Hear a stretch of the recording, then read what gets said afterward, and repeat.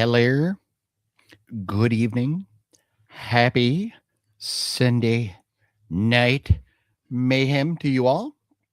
It is 7 p.m. on the west coast of these here United States of America, 10 o'clock on the east coast if you're joining us over yonder, and it's late as heck. We're not a minute in yet.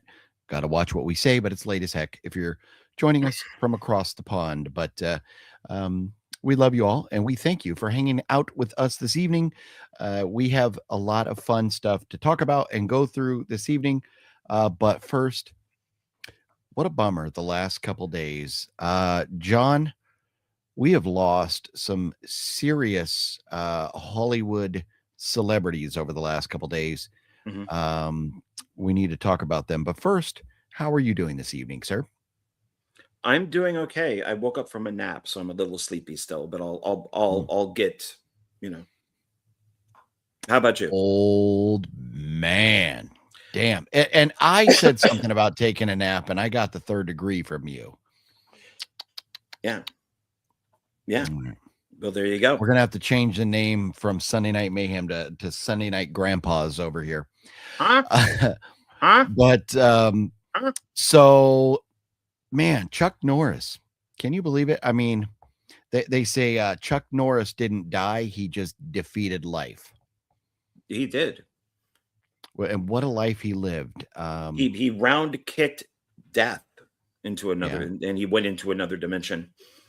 From all the way back battling Bruce Lee to more recently with Sylvester Stallone and Arnold Schwarzenegger and all the 80s, icons getting back together for, what were those movies again? They were Expendables. Thank you. Yeah. But man, what an absolute legend. And I have pulled up here the 25 best Chuck Norris jokes. But I think before we dive into joking and stuff, we should send our condolences to the fans, friends, loved ones of three other celebrities that we lost this week, including Nicholas Brendan, who passed away at 54 years old. Nicholas Brendan, you would have known from Buffy, right? Was Buffy the Vampire Slayer?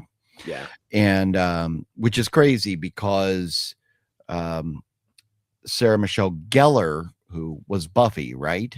I think I never watched that, but she's in the new Ready or Not, which we'll be talking about. But so she was able to comment on his passing, and Hulu just canceled the reboot of Buffy. Yeah, I heard about that, and disappointing for Buffy fans, disappointing for horror fans. Jamie Blanks, director of Urban Legend and Valentine, 54 years old, and man, Nicholas Brendan was 54. Jamie Blanks was 54. But Jamie Blanks was more known as a composer. He composed tons of films, but directed a few and acted. He was a very versatile guy, but he reminds me of John Ottman, who also was a composer and director. And in fact, he did Urban Legend 2, the second Urban Legend film. Oh, okay. Yeah, so Jamie Blanks did the first one, John Ottman did the second one, but both of them composed music, and it was interesting. They would have been great to see a conversation with both of them together. Yeah, totally. And then also, I think just earlier today, Carrie Ann Fleming, who you would know from Supernatural, Supergirl, and Tooth Fairy, passed away at the young age of 51 years old. She was born in August, same month as Fluffy Gamer and Adam the Woo, I believe, 1974. Same exact age as Adam the Woo. What is with all these 50-somethings passing away? That is scaring the hell out of me, sir. That is making me say, you know what? Maybe we should not be ranking jelly beans this evening. Maybe we should be ranking our favorite types of apples. There we go.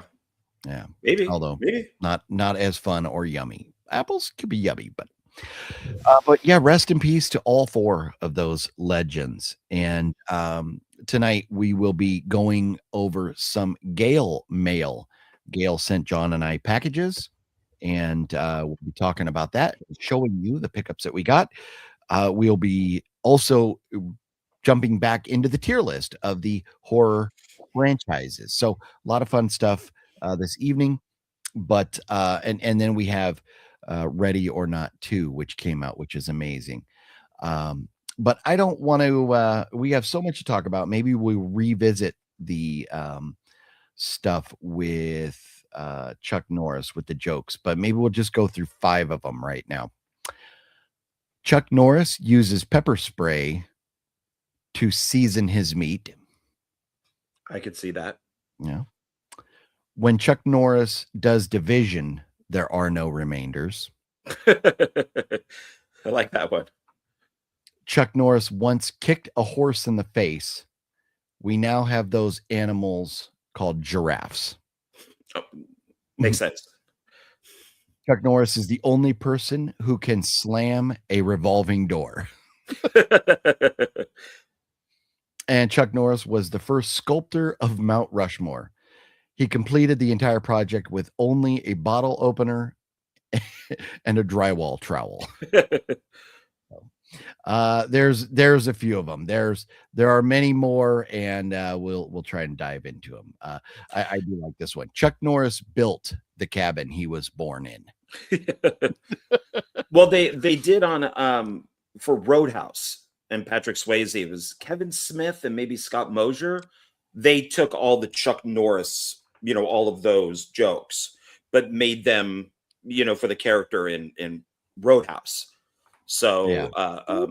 I always wondered, like, you hear that like Kevin Bacon never liked that, what was it, like 6 Degrees of Kevin Bacon, and then he kind of came around to enjoying it. But but I always wondered, like, what, there's so many of these Chuck Norris jokes that it's just like, what did Chuck Norris think of these jokes? Did he actually find them to be funny? Because none of them are insulting. No, Chuck Norris loved them. He loved them and embraced them. There's a lot of videos of Chuck Norris saying Chuck Norris jokes. Oh, that's great. Like he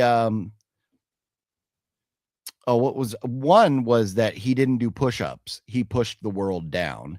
And there was another one I just saw earlier today that I don't recall right now, but he was all about the Chuck jokes. And yes, Buckaroo Bros, he did love them. But man, Ready or Not 2, John, did you get around to seeing that yet? I didn't even know it was out, so no, to be honest. We only talked about it last Sunday. I don't know where you were. That was a week ago. I'm old, so a week ago for me was like a year. You, sir, need more jelly beans in your life or something. We gotta spruce it up a little bit here. It's getting hot in here. That's I'm not taking off all my clothes, so I'll put the fan on. But man, we got a lot to talk about. We will say hello to everybody in just a moment because there is so much to talk about tonight. Ready or Not 2 came out, and it's got a tomato score, which how much we value the tomato scores, of a 76, which is a solid score. But the popcorn, which is the fans, have it at an 89. That's a great score. Ready or Not 2 is a very fun film. I went and saw it in the theater, and I enjoyed the shit out of it. There's one kind of plot line or one aspect to it that I wasn't the biggest fan of, but all in all, it was a great sequel, and I highly recommend everybody go see it. This is what happens with normal horror movies, not Scream or big franchises. Normal horror movies struggle at the box office. Ready or Not 2 had a $14 million budget. It has made so far 11.9 million worldwide. Oh, so it's just, that's how it rolls. But the first Ready or Not, I don't know what it did opening weekend, but it wound up making 55 million. So I'm thinking this will be maybe 2 or 3 weeks, and we'll really start going like, okay, it's made the money it should have. But Samara Weaving is phenomenal. And Catherine Newton plays her sister in this one. In the first one, we didn't talk about Samara Weaving's sister at all. So there's a new kind of dynamic to the film. And the cast is phenomenal. You've got David Cronenberg in the film. Love that. Nice. Elijah Wood in the film. Sean, if you say his name, Hatosi, I don't know how you say his last name, but you would know him from The Faculty or Animal Kingdom. And Kevin Durand, who we loved in, I mean, many things, but was it Abigail, the vampire, the little girl vampire? He was in that. So, I mean, what a phenomenal cast. Such a great cast. So many kills. So much blood and guts. So if you like horror movies, Ready or Not 2. Oh, and Sarah Michelle Gellar's in it. Forgive me. But it is so good. So I highly recommend everybody go check it out. And you look at that. Look at that. I got so excited. I forgot to even share there. There is the poster for it. Was a lot of fun. But this week coming up, They Will Kill You comes out in the theater this week. They Will Kill You. Have you seen the trailer for this yet, John? Until you mentioned it, I had no idea it existed. Okay, so no. This looks like a blatant ripoff of Ready or Not. It's a girl who has to survive the night or something, and there's all these people locked in this building, a la Belko Experiment or Mayhem, which is funny. The name of our show is also Mayhem. But which Mayhem features Samara Weaving, but it's almost like they were like, let's just go rip off a bunch of Samara Weaving films, or Samara, if it's, I don't know if Samara, but that's what this looks like. But John, you'll love this aspect of it. We ripped off Samara Weaving films, but we race swapped her is all we did. We put a black girl in there. So I good. think it's just our target audience has changed on this one. The trailer looks kind of fun, but it looks kind of woke.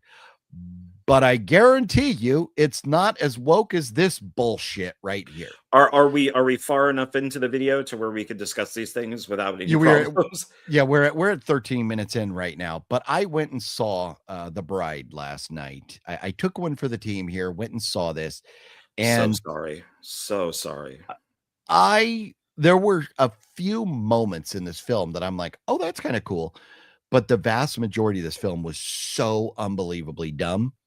So the premise of this is they start off with, you have this woman talking who is supposed to be Mary Shelley. And she's saying, I wanted to write something else, but I was forced to write Frankenstein. So as a woman, when I finally got to write a story about a woman, I wrote The Bride. And it's just like, I'm like, immediately, I mean, before we even get into the story at all, I'm just like, oh, fuck off. And then she's sitting there and she does this cackle thing, and it's a super close up of her face, nothing around her. And Mary Shelley goes, I'm going to find a woman to possess. I'll pick this woman, Ida, and I will possess her. How and why? You're supposedly dead in a grave, which she says she's been laying in for centuries. John Ward, do you remember when abouts Mary Shelley wrote Frankenstein? I don't know the exact date, but I know that she had a career, and from what I understand in The Bride, that's very wrong. That she actually did, and she went under the name Mary Shelley. She didn't have to use a man's name. Yeah. So Mary Shelley wrote Frankenstein in the 1800s, right? It was the 1800s. So this movie supposedly took place in the 1930s. So there is no way she spent centuries locked in a grave after she died waiting to write The Bride. Just none of this makes sense. So there's a scene, and this is where Frankenstein's kind of a cuck. He is watching the bride get sexually assaulted and raped, and he's just telling the guys, come on, don't do that. Like, Frankenstein doesn't want to beat him up. And then finally he snaps and smashes these guys' heads in. But throughout the film, he's basically a cuck. And it's this story, The Bride, it is Joker 2 with a Bonnie and Clyde ending. That's all you need to know about this. And the sad thing is, Jessie Buckley is a phenomenal actress. Christian Bale, we love. Maggie Gyllenhaal, go fuck yourself. What did you do this for? And the writing credits are offensive because the writing credits go to Mary Shelley and Maggie Gyllenhaal. And I'm sorry, they stole a concept that Mary Shelley wrote, and this is not what Mary Shelley wrote. So piss off with that. I am offended as a horror fan that they attach Mary Shelley's name to this film. But the amazing thing is, as bad as this movie sucks, we know that these certain clowns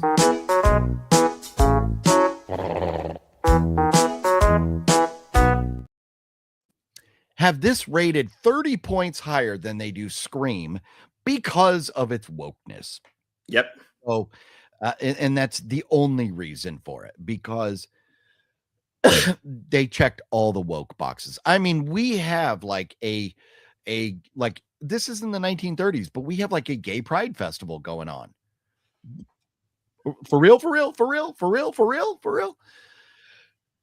I don't know. I don't get it. John, you were right. I credit you for not wanting to go see this, but you're welcome that I took one for the team, sir.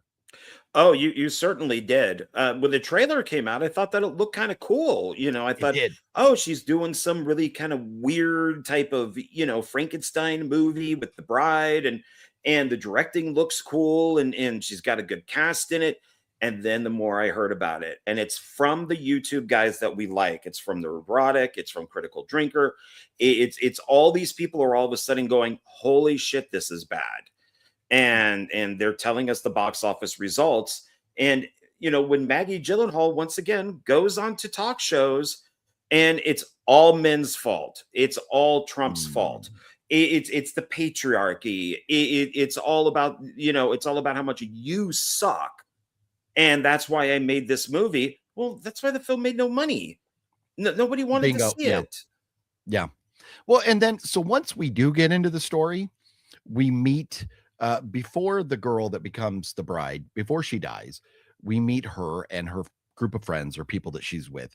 And there's this older white guy who has like a speech impediment. He's, supposed to be like, retarded or whatever, because he is a white bigot, because all white men are bigots, so yes. It is who was the target audience on this? I mean, I understand if your target audience was the alphabet people, then okay, you have maybe 10% of the population, and then you have the alphabet apologists, so maybe another 5% of the population. You missed a large market here, but that's if they even went to go see it. Bingo. That was the target. Yeah, they'll be on YouTube saying you're the problem. You're the reason for this. You. That's why this movie bombed, was because of you. But yet they didn't go see the movie. Just like the guy who started and like wrote it, Bros. He blamed straight men for the movie bombing. Yeah. Why would straight men go see a movie about gay guys? Gay guys didn't even go see the movie. Yeah. I know gay people. Gay people. If they saw it, they hated it. If they saw it, they walked out of it, or they didn't see it at all. Correct. So stop blaming people and just say you made a bad movie. Exactly. Yep. Exactly. If anybody watching just got booted out for a commercial right now, I just turned off the monetization. I see when, and I don't care about the topic, when I see 15 people leave at the same time, that tells me you all got sent to commercials. So forgive me for that. I'll just turn it off for now. I thought YouTube had gotten better at that, but apparently not. So anyways, The Bride, there it is. I took one for the team. I saw it. It is ancient history. That will probably be the last you ever hear of us talking about this abomination. And it's funny too, because Undertone, It's supposed to be this A24 artsy fartsy. The tomato score on this 71, fan score 51. Come on, tomatoes, pull your heads out of your woke agenda asses. Scream still 31, but a 75 from the fans. But Scream has a 5.7 on IMDb. So that tells me if 5.7 and a 75, people enjoy Scream 7. So tomato meter, you need to get over it. You need to get off yourself. Couple more things before we say hello to everybody. And that is Hail Mary, which I have posters. This poster right here that you see, they were at the theater last night. So I grabbed a couple for John and I. They're sitting over here, 11 by 17s or 12 by 18, something like that. But I saw those and I was like, I'll grab them. This movie's doing very well. It's got a 95 from the tomatoes, but a 96 from the fans. So finally one that everybody agrees on. Ryan Gosling's great. I don't know of a movie that I don't like that Ryan Gosling's in. There's probably some, but I don't know offhand. And it's got a couple, it doesn't have a huge cast, but it has the AT&T girl. If you remember the AT&T girl, yeah, and the big boobs. Yeah, she is in it. And not too many other folks, but he's a science teacher and he finds himself across the galaxy as the sun is about to die or something. And I think Hail Mary, they're trying to save the earth or something. I'm not sure what the plot is there, but that's all I know about it. Here's the problem with Project Hail Mary or Hail Mary Project. It's like 2.5 hours long. I don't know. It's a small, I fear that we're going for like 2001 Space Odyssey. Small cast, long movie. It's tough if it's not done right. So, but people are liking it. So I think I'll probably watch it when it hits streaming, unless I'm sitting around and I'm very bored and I decide to go to the theater. But it's making a lot of money. It has made $140 million so far. It did have a $200 million budget, but I don't know that many of us knew about it until it came out. And they're saying for movies that are not part of a franchise, it's doing very well. Movies that are franchise, Marvel, things like that, they're going to make a lot more than 140 million opening weekend. But for 140 million opening weekend, it seems like the studio is kind of happy with where that is. Any thoughts on that film at all, John? I knew it was coming out for a while, based on a book. I guess it's a popular book. From what I think it was Nerdrotic who said that it follows the book pretty closely. So he enjoyed the movie and the book. I'll watch it, but it's another streaming thing for me. Yeah, 2.5 hours. That's yeah, it's streaming. Has to be. And then this is so we kind of hit a lull here a little bit with movie releases.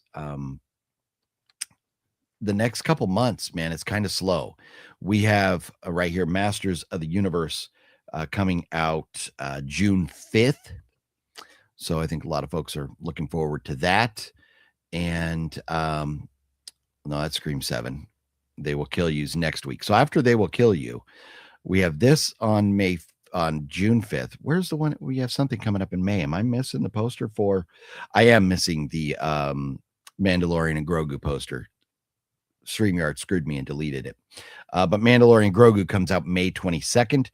And Lee Cronin's The Mummy comes out April 17th. So it's like basically one big movie a month for the next couple months. But one that I am super excited about is one we don't get a real poster for yet, and that's Spider-Man Brand New Day. John, have you seen this trailer yet? Yes. It looks great. To me, I am kind of excited about a Marvel movie for once in a while. It is a direct sequel to the last Spider-Man, where Peter Parker had to basically erase his memory from all of his friends, maybe the whole world or whatever. It is the whole world. Yeah. Okay. And so he's dealing with that, his depression and stuff. And then we get John Boy Bernthal showing up as the Punisher, and he looks so badass. I am excited for this. I'm very excited for Punisher. There's a Punisher movie coming up that they're saying is like over 2 hours long. I think at the end of the year or something. That you will sit through. Oh no, 100%. I'll sit through both of these because Spider-Man's going to be over 2 hours. Yeah, I thought the trailer was good. I want to wait until a longer one comes out, more with the plot. But I still really have a hard time with Doctor Strange getting rid of these memories, because all of a sudden Doctor Strange became an idiot, and he would new do that unless it's just called bad writing. Is Doctor Strange going to be in this movie? I don't know, but No Way Home, everybody loves. I kind of think it's a piece of shit. It's written so poorly. I like seeing all the Spider-Man together. I like seeing all the villains. I do find it funny that they, obviously there were stipulations to, people coming back, where you would have like, Jamie Foxx not getting in the makeup, or Sandman is just all CGI. But it's an enjoyable film. It's just dumb and very poorly written. It's Marvel, though. It's not supposed to be like a cinematic masterpiece. I'm still, it's just, comic books need to still be believable. Comic book movies still need to be believable. You still need to be able to believe what's going on. You just shouldn't accept bad writing. And I just don't believe for 2 seconds that Doctor Strange, with how smart he is, would do this.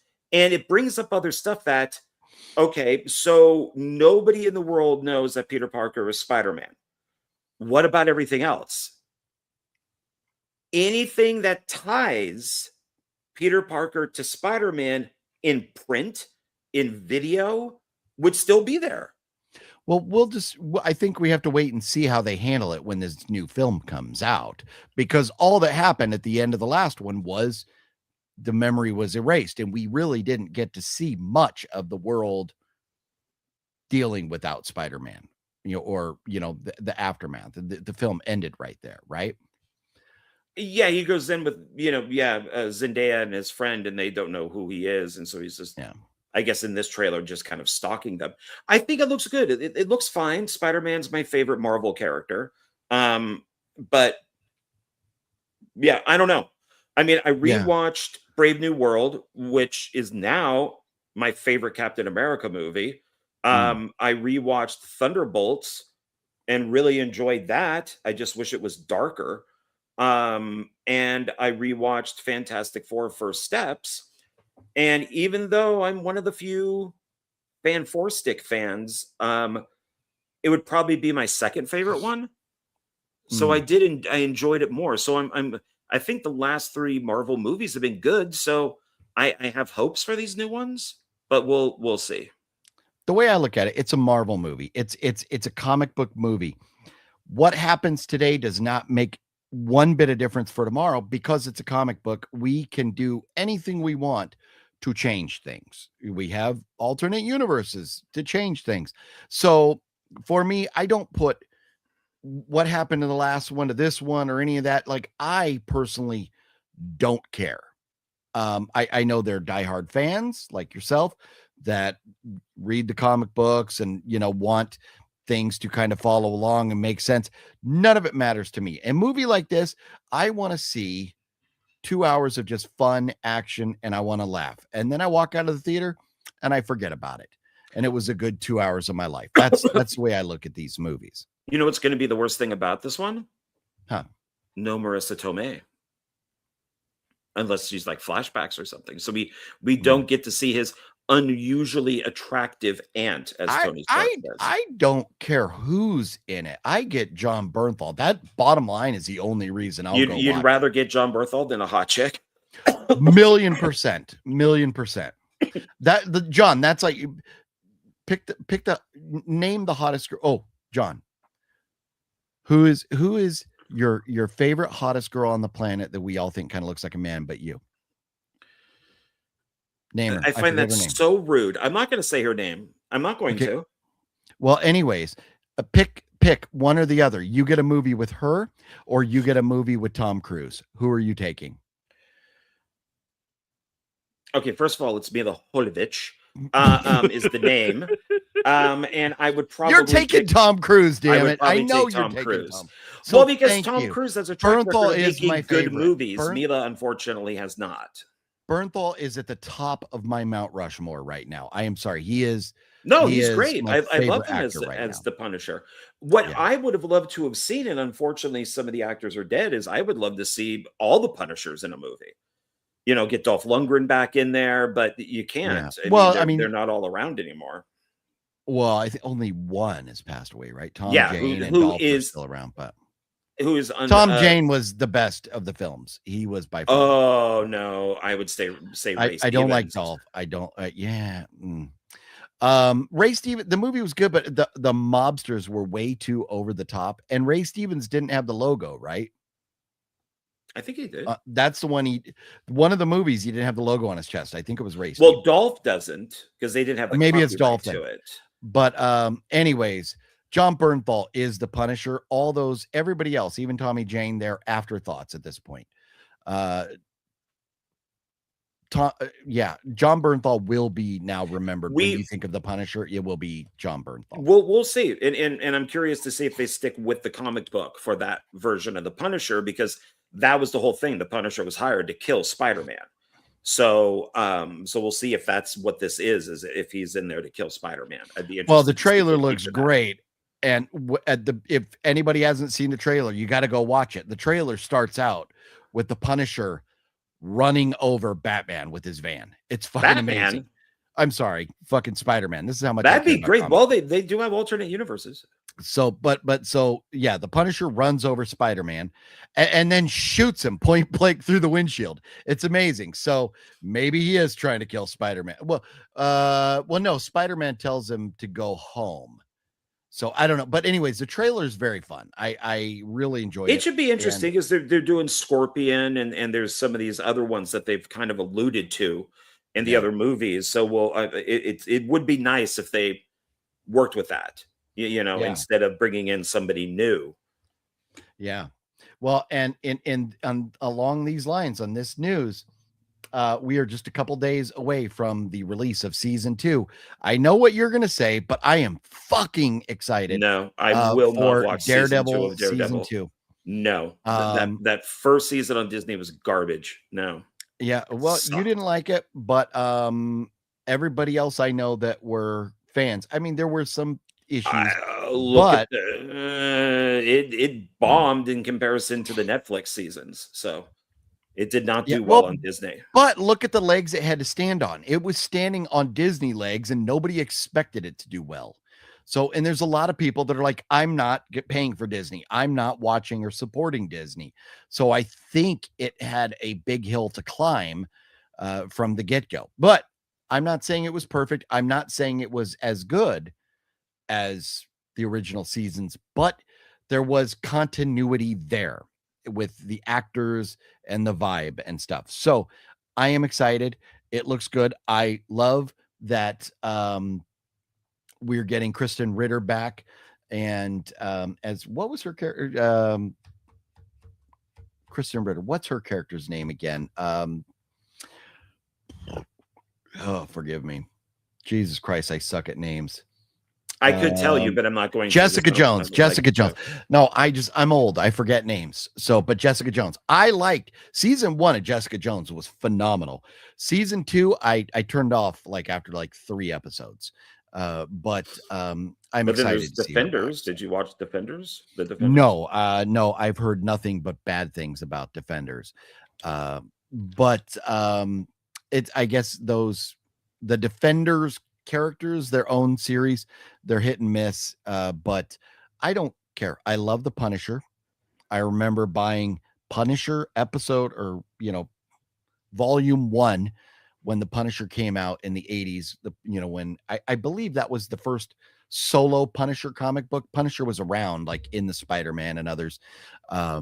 But I had all the first whatever of volumes 1 through whatever it was of Punisher when it came out back in like 84 or something. But I love the Punisher. So I'm excited for all of this because I cannot get enough Punisher. That's where I'm at. So, and credit to Fat Samurai Guy and Lady Fat Blood for talking me into watching Daredevil and the Punisher when we drove out to Vegas for the premiere of the vampire movie that you and I were a part of with Tom Devlin over there. They convinced me on that road trip to finally break down and watch all those. And so I did. So that's going on. But yeah, so not much, you know, for over the next few months, big movie wise. And then we have Lanterns. What is that?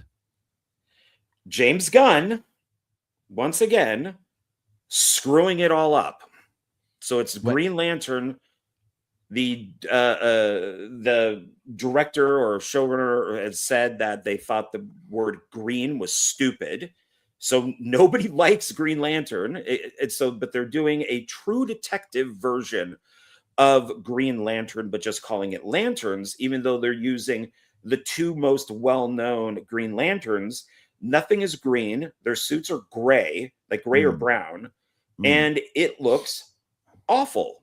So it's once again James Gunn screwing everything up. I'm really hoping with this buy that they throw him aside. Does that have a release date or anything yet? Is that Lanterns? It's coming up. It's coming up in like the next month or so, something like that. Okay. But it's Well, I'll watch the first episode, but okay. Well, we are 37 minutes in and have not said hello to anybody yet. So let's jam through some of these. Deadpool Fanatic, what up? Says smash that like button, everybody, if you would. Larry, the Batman fan. Gale, hello, brothers. Gale says, can't wait to see your faces on the packages I sent you guys. Gale, we are going to dive into that in just a moment here. Stick around. The next big item that we are going to hit is our pickups, mostly of which from Gale this week. Mr. Jami, what's up? Antonis, what's up? Brent Mania, what's up? Rest in peace, Karen Fleming. Yes. How's the G fam? What's up? Popcorn in hand. We're buckled in for the next 4 hours. John Ward loves to hear that. 2 hours. And we only have not even an hour and a half left. So 2 hours. Wicked Network. I tell John all the time, if we go long and he wants to go to bed because he's an old man, he can do that if he needs to continue his napping. But then he doesn't want to leave. John has FOMO. Well, it's my supper. And I normally have my supper at like 4 and then I'm in bed by 7. Oh, okay. Well, and that's why I told you to go to bed earlier today. So Wicked Network, what's cracking? Jeff Keaton, what up, Jeff? How you doing? Yes, rest in peace to the legend Chuck. Fluffy likes turtles, what up? Bring the ruckus. It is time. Let's start the ruckus over here. Elika was cracking, and let's see here. Was shaking bacon. There you go. Bobby Reynolds, what up? Brent Manning, what's your guys' favorite Chuck Norris movie? Silent Rage is one of my favorites. Probably Delta Force for me. I love Delta Force. Do you have a favorite, John? Offhand? Silent Rage is good. It's tough without looking at a resume, being put on the spot. I'm never good at that stuff. But I would probably say Silent Rage because that's the only one I think that I have on Blu-ray. And it's one of those ones that has like the VHS tape on the cover. Nice. I think it's Mill Creek, but it's Chuck Norris meets Michael Myers basically. So yeah, I think it might be Silent Rage, but I would have to look. I mean, he has so many Missing in Action and so many good things that it's hard to say. It is tough. It's tough. Wicked. And forgive me if I skip some of your comments, everybody. I'm trying to get caught up and say hello to everybody here. Childhood heroes, icons fading away. Yes, they are. We all, Father Time keeps on ticking away. Oh, I thought you were going to say Into the Future. I was waiting for you. I was giving you that opportunity. Texas Rangers, one of my favorite. Man, Justin, who, if I haven't seen Justin has been on the channel forever now. But Justin was, I don't know if he was in the episode. I think it was maybe a background actor or something, but there was an episode of Walker, Texas Ranger shot at, I think at Billy Bob's, but at least at the Fort Worth Stockyards. And Justin was on set. I don't remember if he was on crew or if he was a back or like an actor in it. But it's pretty cool to know somebody liked the show or not, which was a little cheesy, but it had its fans. Let's see here. Christian's in the house. What up? Hey. There you go. Granny Smith, green apples are my favorite. There you go. There you go. Please don't forget Matt Clark, one of the best. Matt Clark. I think we forgot who Matt Clark is. Well, Jeff, I think we did forget Matt Clark. Matt Clark just passed away. Matt Clark from Adventures of Buckaroo Banzai, Outlaw. Oh, yeah. A little bit. So he was a little bit older, 89 years old. Definite legend. Yeah, he's been in a ton of stuff. Yeah. And I think, and so forgive me for not mentioning him, but I think the shock and what is interesting to kind of talk about is when folks in their 50s die, or people like Chuck Norris, who's a household name, where unfortunately, Matt Clark being a legend, was not necessarily a household name, but yes, rest in peace, Matt Clark. And lots of great movies, man. 5 people passed. And I know there was others too, but lots of folks passing away this week, man. Gee whiz, his tears were said to cure cancer, but he never cried. Man, that's we should have got him choked up. We should have figured out a way. Jelly beans suck. Magnetic cone. I disagree. Reagan loved jelly beans. Yes, Ronald Reagan was a big fan of Jelly Belly. Darth, I don't know how you say that. Any dumpster diving videos anymore?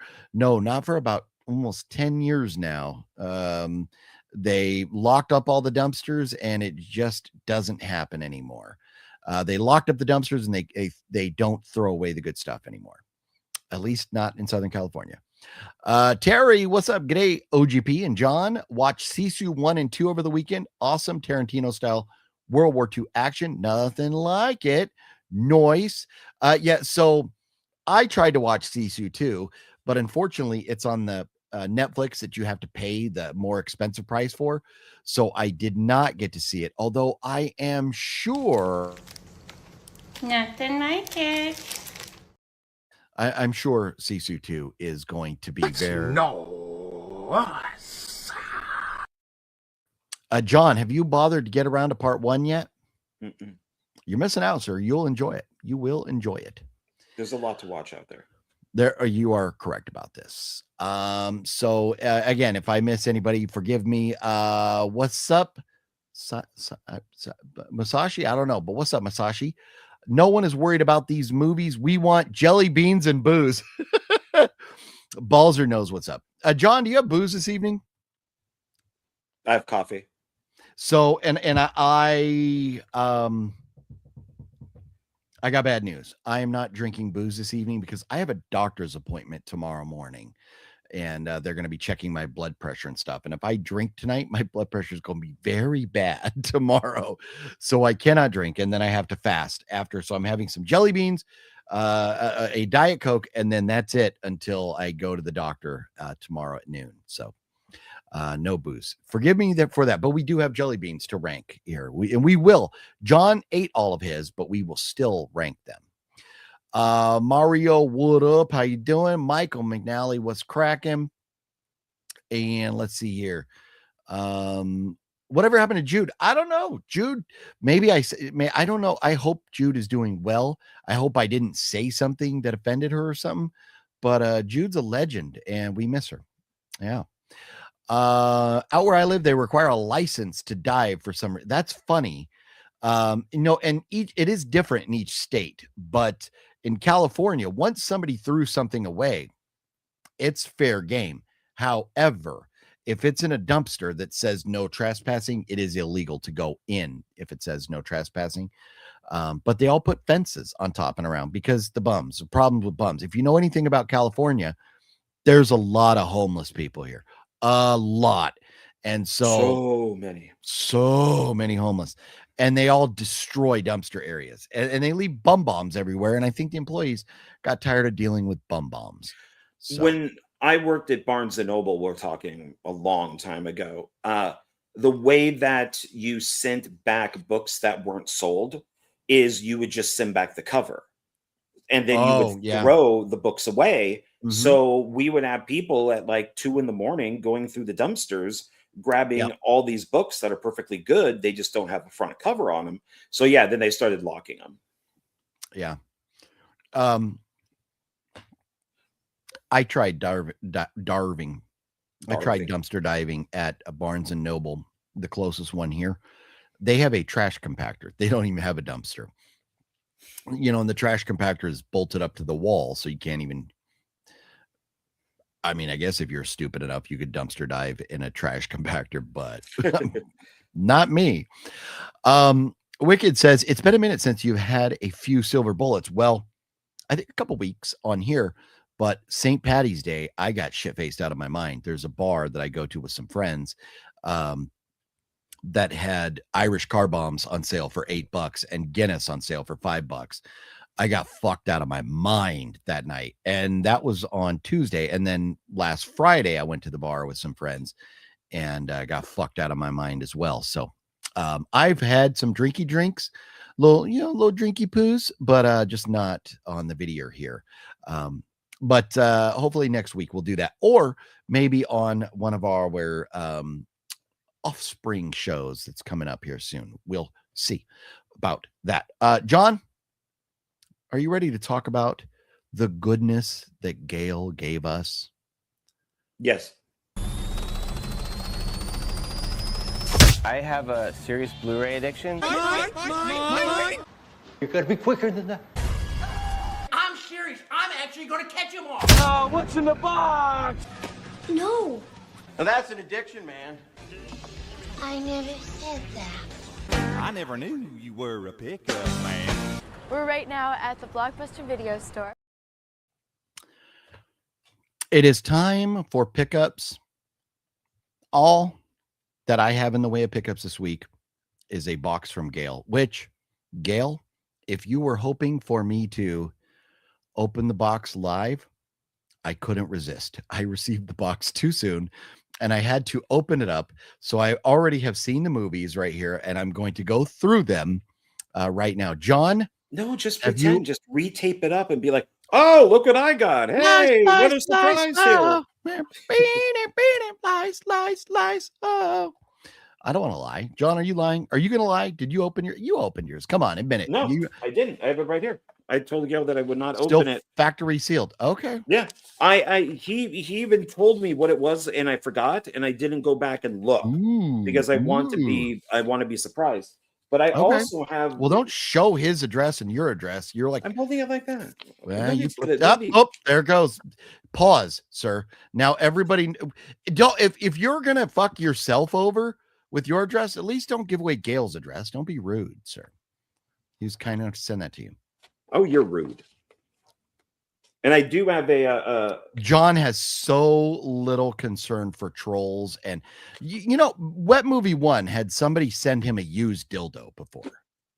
Do you want to receive a used dildo in your mail? Is that the one that was in the car that we played with? No. Somebody really, they send him bad things. So people will send money to ruin your day or will spend money to ruin your day. They can spend money to ruin my day. That'd be fine. If they know where you live, they can. Yeah. Anyways, sir. That's bad. That's not good. It's not good. Mr. Paranoid. I am. I have dealt with trolls, sir. Okay. I will show one of my movies and then you open yours. Okay. I'll show one that I got from Gale and then you open yours. Okay. Because I have stuff. Okay. That's just not Well, movies. well then, and we'll go back and forth with it. Okay. But this is I have one. I'll start with Gale's movie. I got 5 items. Well, and that's I want to start with Gale stuff, and so because I have 5 from Gale, and it looks like you don't have that much from Gale. I figured that's why I would go first. I believe I have 1. Okay. Gale sent me this, and I did not have this. I do have the film, and I do have it on 4K, but I do not have the 20th anniversary on Steelbook of Halloween H2O. Oh, nice. 4K. Look at that. So there it is. Oh, Very that's cool. with the little slippy slip. And Gale is good. I don't know how he does this. When I put mine in the wall there, these things kind of get jacked. Although I guess with the slip cover, you're kind of okay with that. But I don't know if Gale redeemed that or not already, but there's a code. If it's not redeemed, I don't know that I want to flash it to everybody. Like somebody would just casually flash around their address. But anyways, this is awesome, Gale. I love Halloween, one of my absolute favorite franchises. And to add this to the collection is very cool because there are, even though I have the film, not having the 4K Steelbook from the 20th anniversary is a very nice addition to my collection. So thank you very much for this. That is very awesome. It will go right here with the rest of my Halloweenies. John, would you like to open your parcel that you received from Mr. Gale? Yes. And if you see, I'm holding it like this. So thank you, Gale. So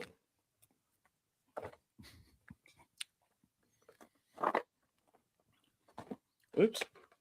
So somebody wants to go back and pause the video, get John's address, and send him a dildo so we can see him open it live. Balzer has made this request, so it needs to be done. You're grumpy this evening, John. Why are you so grumpy? I'm fucking with you over here, and you are. I see you're on edge. You're ready to just yell at me. You're ready to wag your finger in disgust.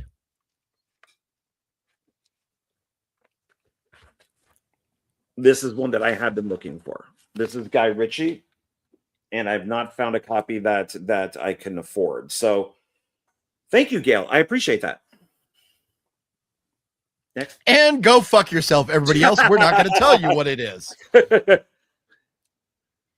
It's the Ministry of Ungentlemanly Warfare. Oh, nice. Nice. Is that Chris Pine? Who's that? No. Oh, no. That's Superman. That's oh, okay. Henry Cavill. Very nice. Yeah, and it's Guy Ritchie. It's but yeah, I've wanted to see this. I never saw it in the theater or anything. I haven't watched it yet. So thank you, Gale. Awesome. Yeah, this is this helps me out a lot. So I can very cool. Scratch that off my want list. So yes, and I am a Guy Ritchie fan. So yeah, this is great. Thank you. We do. We love Gale. Gale says you are welcome, John. Thank you. You're welcome. Yeah. And so, and this is what I love. What Gale does.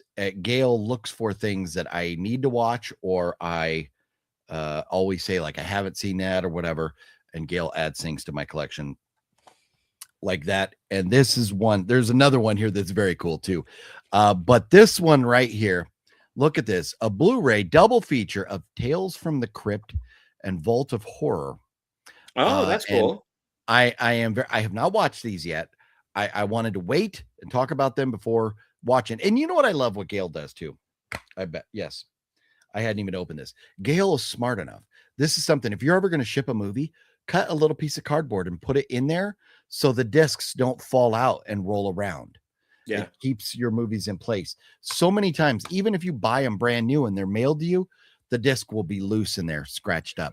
So very, very thoughtful of Gale. And this is very cool. The Tales from the Crypt, and this is Death Lives in the Vault of Horror and Vault of Horror. So I don't understand. Death Lives in the Vault of Horror, and then you got Vault of Horror. So I got to watch this. But we talked about like Tales from the Crypt lately, and just I haven't gotten around to it. Now I have no more excuse. No. So there. John, do you own Tales from the Crypt? Yes, I own both of those. Okay. Yeah. Well, I've made it. I need to, and I told Gale I need to do this. I need to make sure that I am watching the films that he sends.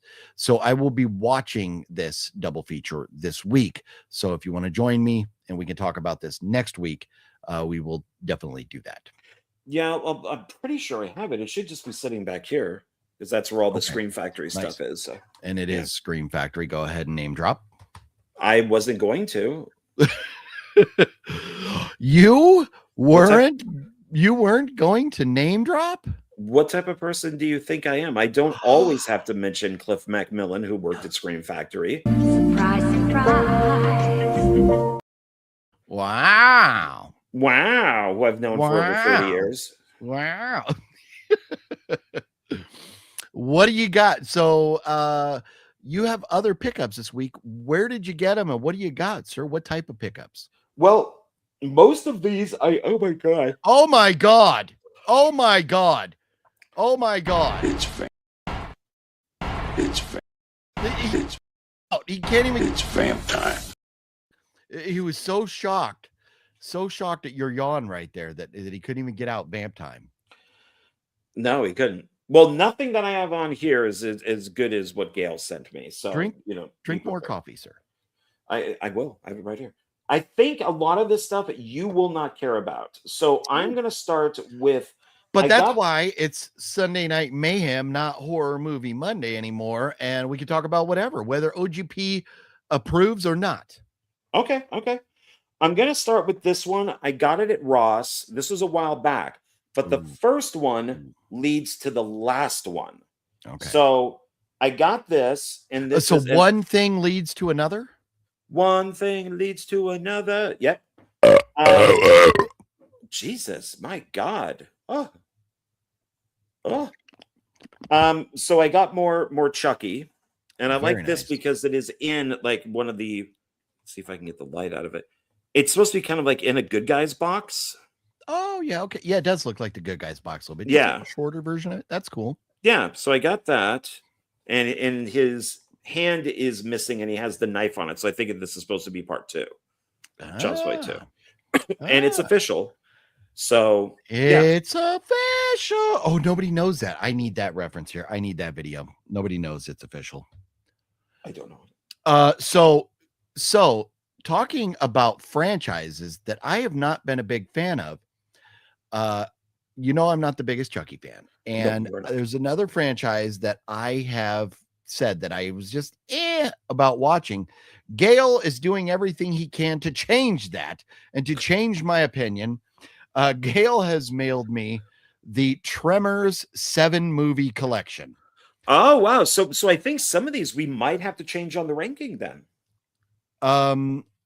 We'll have to go back and see where we put Tremors. Is it a C? I think it's a C, right?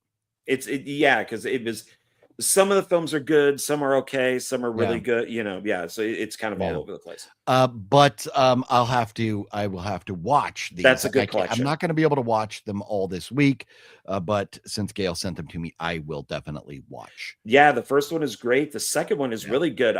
That got delayed like a year with a slip. The box set did. No, the Tremors 2 Aftershocks was it was delayed. And when I was working at the movie theater United Artists as an usher, all of a sudden Michael Gross walks in, and he's he's waiting for his movie to start, and we're like, dude, that's Michael Gross. And I immediately went over and I'm like, Mr. Gross, what's going on with Tremors? Tremors 2. And he told us like the whole story and delayed and studio crap and all politics and all that type of stuff. So I got to meet him at Monsterpalooza with Wet Movie 1 and Cinestalker.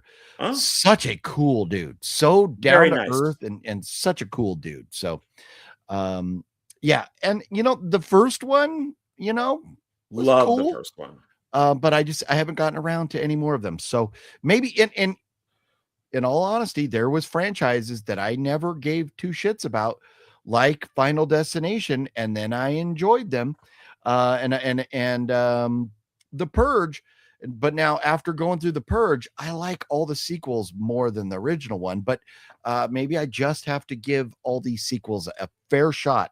So we will start on that as well. So, man, this is Jamie Kennedy's in some of the last ones. Oh, is he? Yeah. Well, I didn't know that. That's cool. I probably should have known that, but I didn't. I think Michael Gross is in all of them. I know he's also in the TV show. And then after, I think it's the last two films, Jamie Kennedy plays his like sidekick. Oh, that's cool. Yeah. I'm definitely gonna have to check him out. And that's I'm making a promise to Gale that everything he sends, I'm gonna watch. I mean, this right here, what a friggin' haul already. Awesome. And there's two more. And the one I'm looking at here is gonna like blow your mind. So this is, man, Gale is too kind to me. I love Gale so much. And hopefully, like Gale was saying, he makes it out here this summer, or I make it out there before too long. But does he get them all from Zia Records because he owns Zia Records?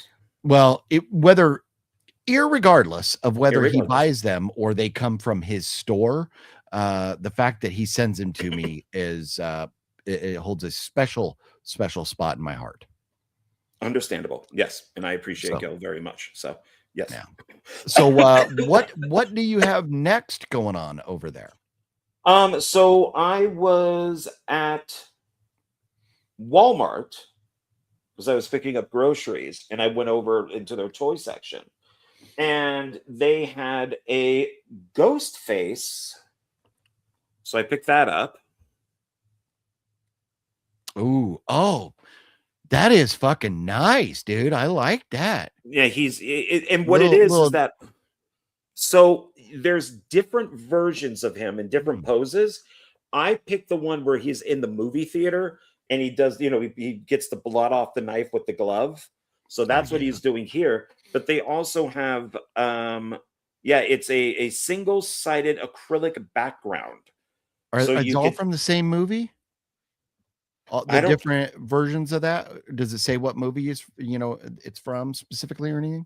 No, it just says Ghostface. It just says okay. Yeah. These things I noticed, they never say Scream. They always say Ghostface. But yeah, you can have him like standing at a window or whatever it is. It just depends on there's like one of him slashing with the knife. But it was like $11. So I figured why not? Awesome. So I thought that was really cool. That is very cool. I like that. Yeah. I am jelly. Where you picked that up at Ross also? Oh no, Walmart. Oh, okay. It was in that area where they have movie stuff. I know where you're talking about. Yep.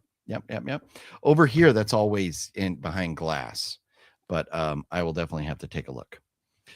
I'm gonna save maybe the best for last here. So Gale sent me two more movies, and Gale is so current or relevant, things that we've been talking about, and makes this very cool because I might have just had this on DVD, but Gale sent Land of the Dead on 4K. Oh, okay. Yeah. Nice. So on 4K. Yes, on 4K. Sweet. So from Screen Factory, collector's edition, 4K. The last good Romero movie. Yes. So and it's a 3-disc. You got the 4K, you've got the Blu-ray, and the Blu-ray unrated version. Sweet. So very awesome. This is seriously cool. Cool. I like Land of the Dead, man. Well, it's better than Survival of the Dead and Diary of the Dead. That's for sure. Yes. Yeah. Okay. This one you are not going to care about at all, but I'm trying to not keep, because I have a couple Scream things. So this is probably one that you don't care about. I got this at Ross, and it was originally $17. They priced it down to $11.99. So this is the Fast and Furious Legacy series, and they're die-cast cars. So it's the cars that they drove in the movies. Oh, that's cool. Oh yeah, well you know what's cool about that, John? You know what's cool about that? You got one car going this way, and the other car is going the other way. Going the other way. Yeah. I wonder if they have a not dead guy in the trunk. Oh, I thought you were making a joke about Paul Walker. Ooh, no, Joe Pesci. Oh, maybe it might be in because it's all about family, so it might be in Dawn's card. So that's awesome. But yeah, so there's actually 2 sets, and I got the other set too. So very cool. Yeah, and I don't own any collectibles from Fast and the Furious, so I figured why not. So that's No, you know what? And you're right. I don't care about it at all, but I know that you love that franchise, and so I'm happy for you. That's awesome. Well, thank you.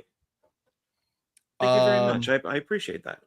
So John Ward, Gale sent this, and I love it because I don't know. Let me see quickly while the anticipation builds. Anticipation. Where's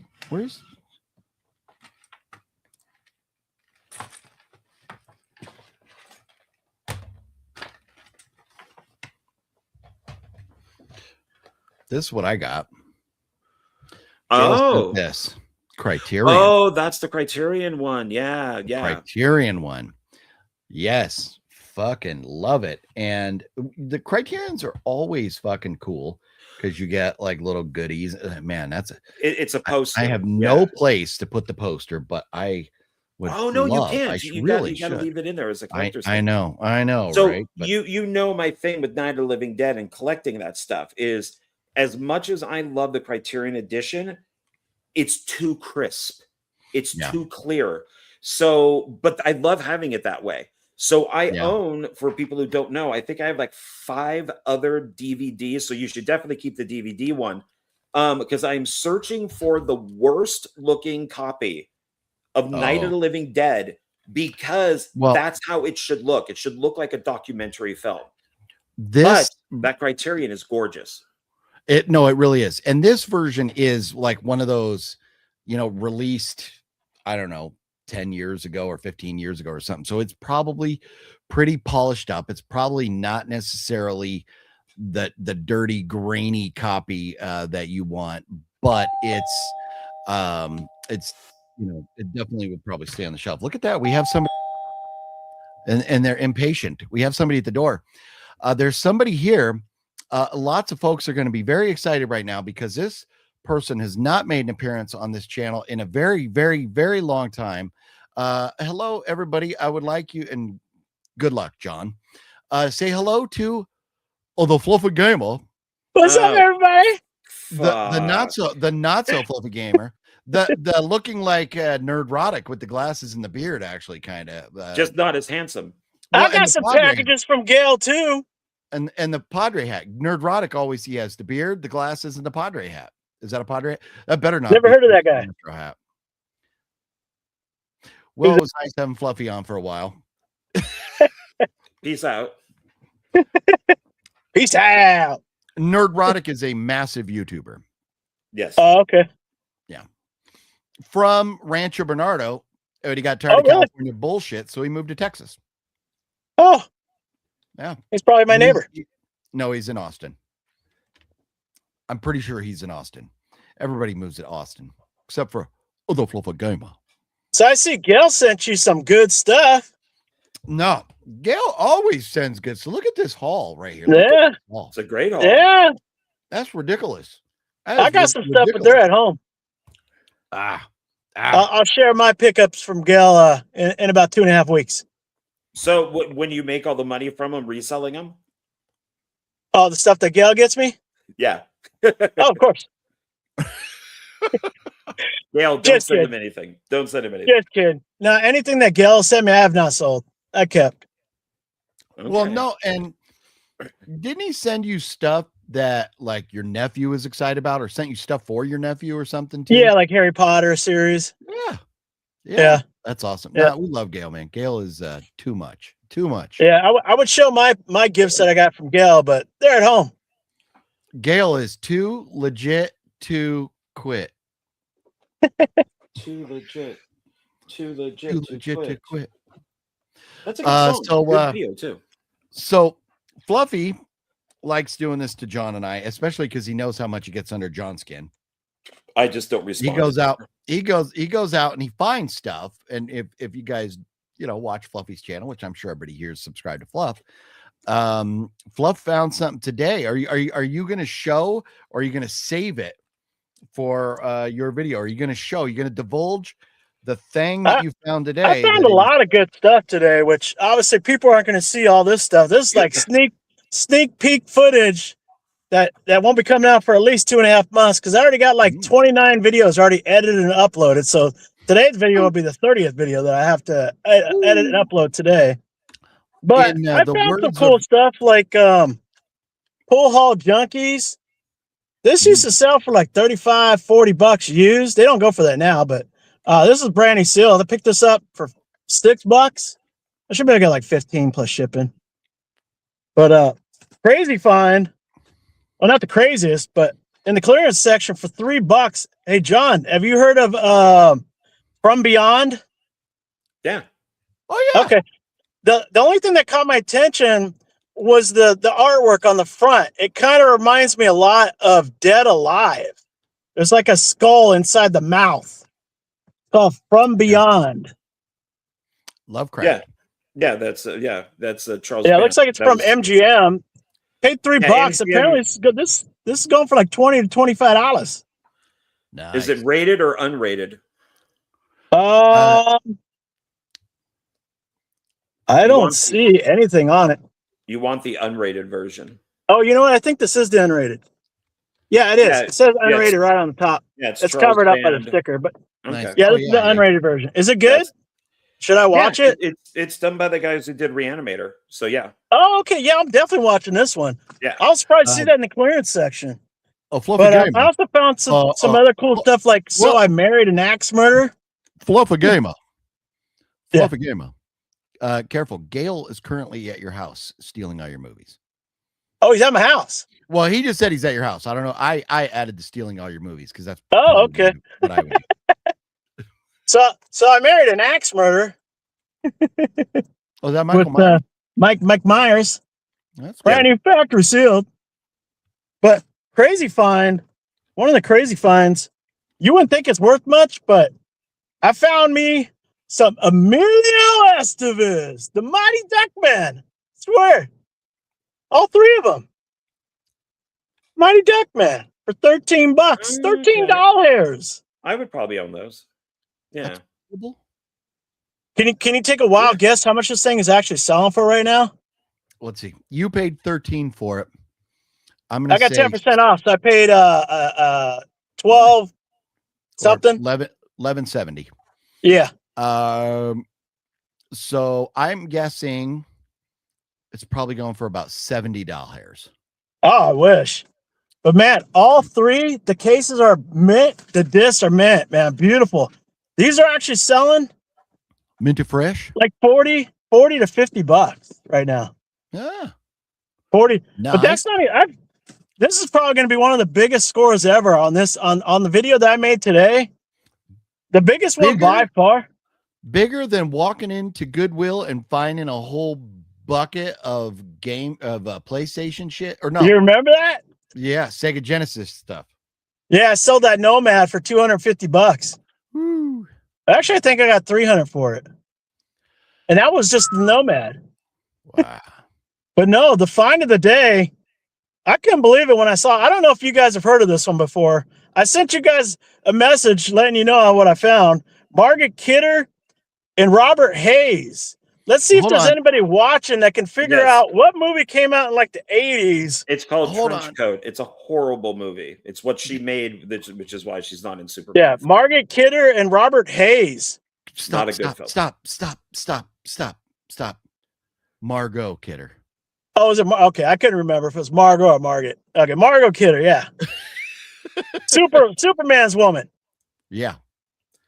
Yeah, I couldn't believe I saw this for $9.99. This is definitely going up on the bay.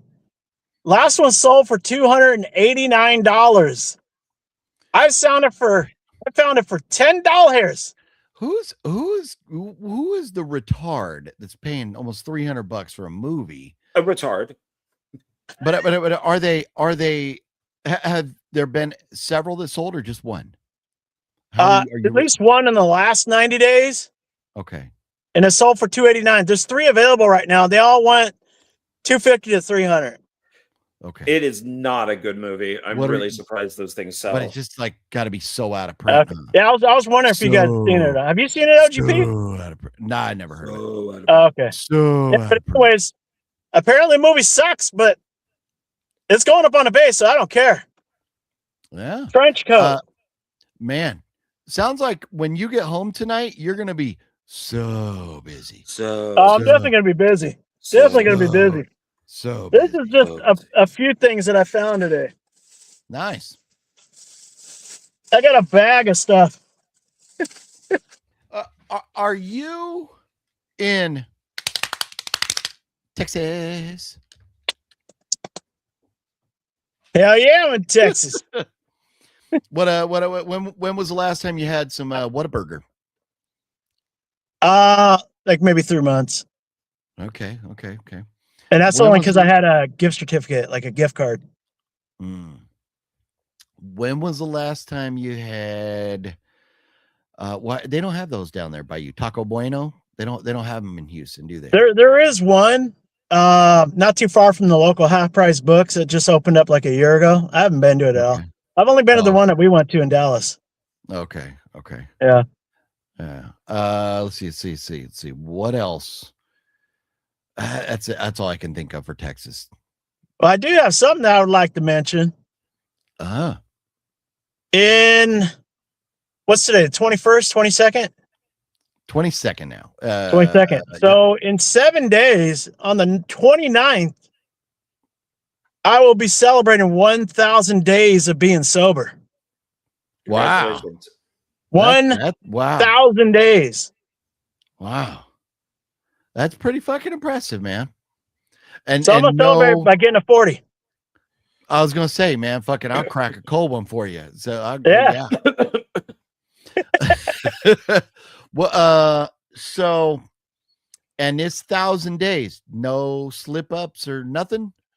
No, because obviously, when you first started, it's hard, and you have slip ups and stuff. But I know you were on a good roll. So 1,000 days booze free. So it's not easy. Trust me, it's not easy, but it is possible. It is possible. Yeah. Well, Jeff Dye quit. You know Jeff Dye? Sounds familiar. Stand-up comedian. He's on Fox News all the time, but he's funny as fuck. But Warren opened up for him in Vegas years ago, and I got to hang out with them in a green room and stuff. And that's cool. He quit drinking around the same time you did. And one of his jokes that he talks about is the reason he quit drinking was because he was driving and got into a car accident. He was drunk and then so the cop went after the cop stopped him. The cop's like, well, why were you? And I forget how he said it. He said it way funnier, but the cop's like, why are you running, from the scene or whatever? And he's like, I just fucked it all up. But basically he gets into a car accident while he's drunk. And the joke is the cop is asking him, like why he ran or something like that. And he's talking about how he didn't, but he was like 3 miles away from the car. So it's fun. The way Jeff Dye says it's funny. To quote the guy from last week, I just wasted my time. Yeah. Yeah. Go fuck yourself, John. Look, it is a skinny gamer. Look at the wet one over here dropping in. It is the skinny gamer. So it was the fluffy gamer. Then it was the oval round seller. And then what did we say it was? What were we joking about? Yeah, I can't even remember myself. I know you came up with something else. Was it the flabby flipper? Was it something like that? I don't know, maybe. You flipping movies? Because I was asking because a lot of people that lose that much weight, they get, saggy skin and stuff. Oh, you mean this? Yeah. We just got to get back to the gym, start Yeah, no, I'm you gonna know. start doing it pretty soon. getting all buffed up. Uh, Man, 1,000 You days, guys man. continue talking. I have to use the restroom. Oh man. Are we that boring? Or are you just that excited you have to go rub one out? I think he has something against resellers. And Well- no, I really have to go to the restroom or else I'm gonna Okay. die. All right. We'll be right here, and then we got a tier list. Okay. I And think he jelly saw beans. Wet Movie 1 in the chat, and now he's got to go yank one off. That's probably what it is. Yeah. That is probably what it is. We'll let John go to the bathroom. But man, so you got a lot of stuff. How many stores did you hit today to get all that I hit stuff? 4.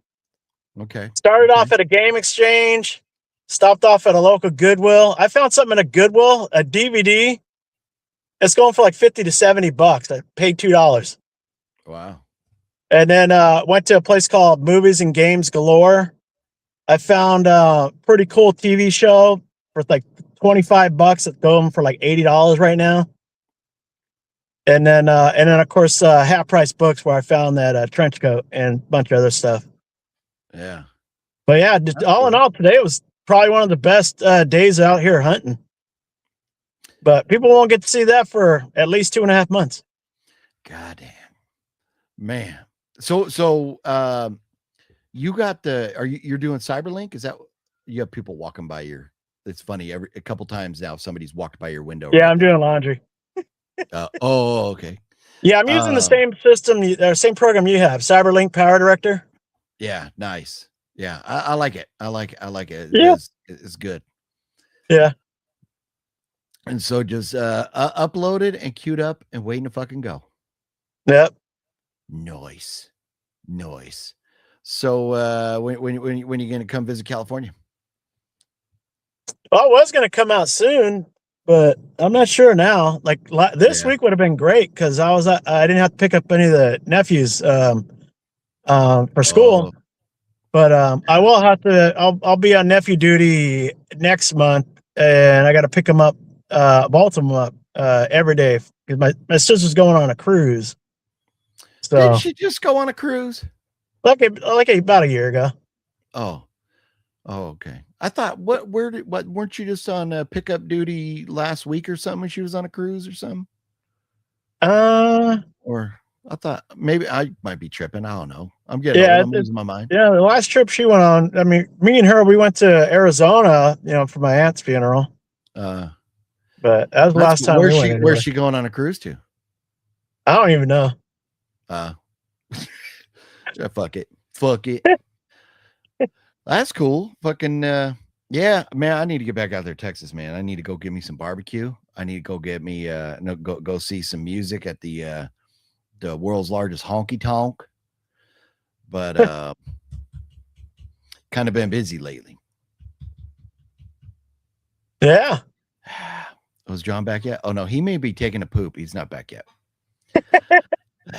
So what else aside from hunting for movies, selling movies, what else you been doing? That's pretty much it. Just lifting and thrifting In Texas. in Texas. Yeah. Yeah. Man, I got these new friends and we drink a lot and it's probably not a good idea. Yeah. we do booze, but yeah, it's kind of nice actually from living in San Diego to moving up here so long ago and basically all my friends being down there or in LA or whatever. It's kind of nice having friends close. Yeah. John is definitely rubbing one out. Yeah. I mean, he might be, he's old. Maybe, things don't process as quickly as they used to or something. He might be dropping deuce, but he's not back yet. I see his screen down there, but yeah, man, I miss Texas, man. I got to get back out there, but we gotta celebrate. Yeah. If you end up out there in Dallas, I'll cruise. I'll drive up there and hang out with you.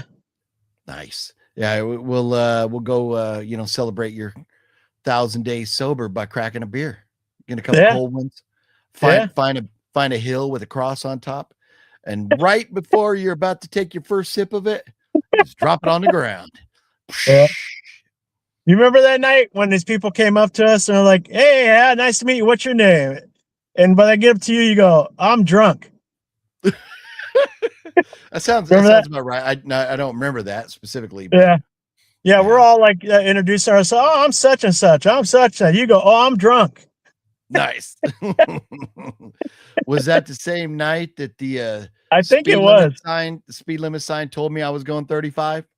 It probably was. Good times, man.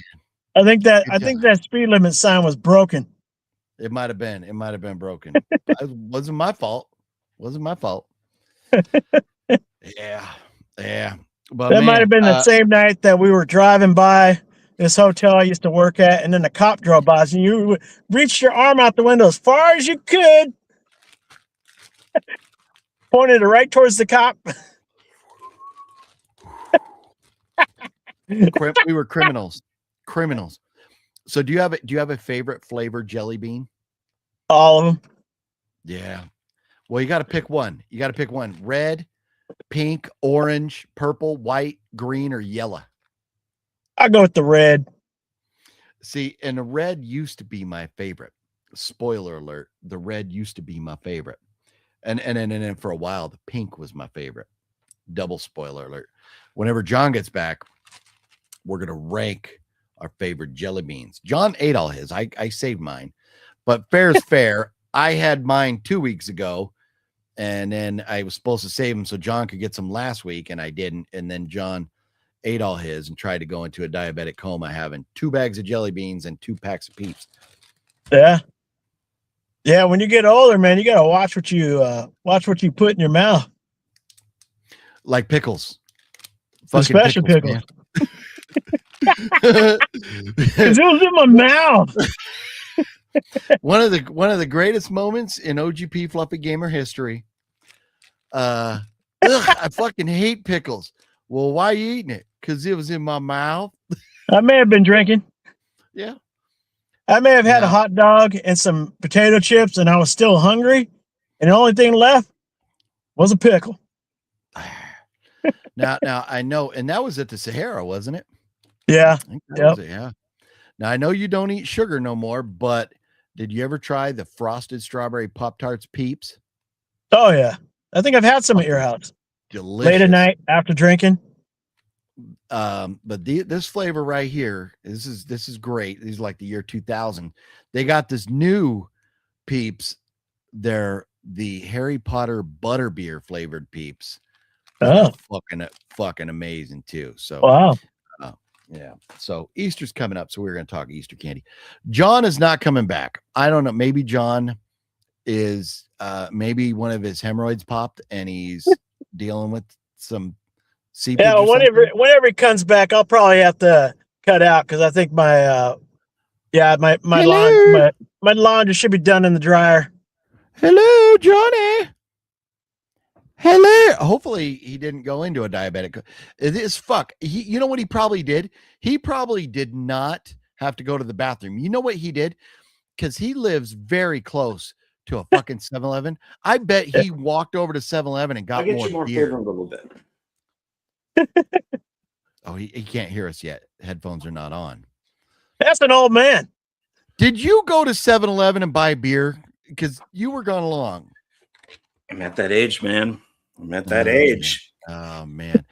I thought for sure you went over to 7-Eleven and like bought beer to rub it in. Next time you go back to the bathroom, make sure you hook it up with a courtesy flush this time. Oh, sorry about that. I'm so used to it that I don't do that. So well, and John's bathroom is just far enough away. I don't think we would hear the toilet flushing, but that was, man, one of the funniest fucking things of all time when Cinestalker was live. And he went into his bathroom to take a leak, and you could hear the stream. Yeah, on the live stream. On the live stream, you could hear the urine splashing in the toilet. Yeah, that was good stuff, man. That was hilarious. Like, man, he really had to pee. But man, you looking good, man. What are you down to now? What's the weight down to? 223.2 pounds. Wow, that's great. No more free cheeseburgers for you, sir. No more fluffy breakfast. No more milk duds. Yeah. That's what was messing me up. All that sugar, late at night, 2 or 3 boxes of milk. Yeah. Well, and that's what a lot of people don't understand is that when, people that you quit drinking, you quit smoking, you quit drugs or whatever, a lot of people need something. And I think a lot that helped you was candy, getting past the booze. But now the fact that you got past the candy, that's fucking good. Now, I'm guessing that's a Diet Pepsi right there. That better be a Diet It's a Pepsi Zero. Okay, or Pepsi Zero. Okay. Yeah. Sean 420 says, read the comments. My fault. I know. Let's see. Yeah, I'm currently down 142 pounds. That's good. That's great. Sean says, looking good, Phil. Thank you. Yeah. Who's Phil? I don't know which way he is. I thought his name was Fluffy. Last name Gamer.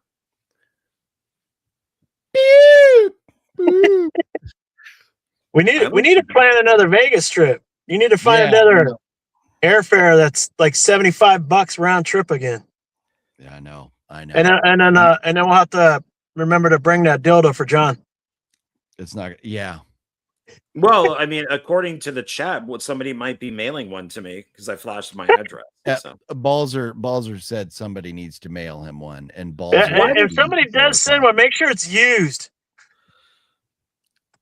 Yeah, I prefer used. And Balzer, why does someone have to send it to me? Why can't you?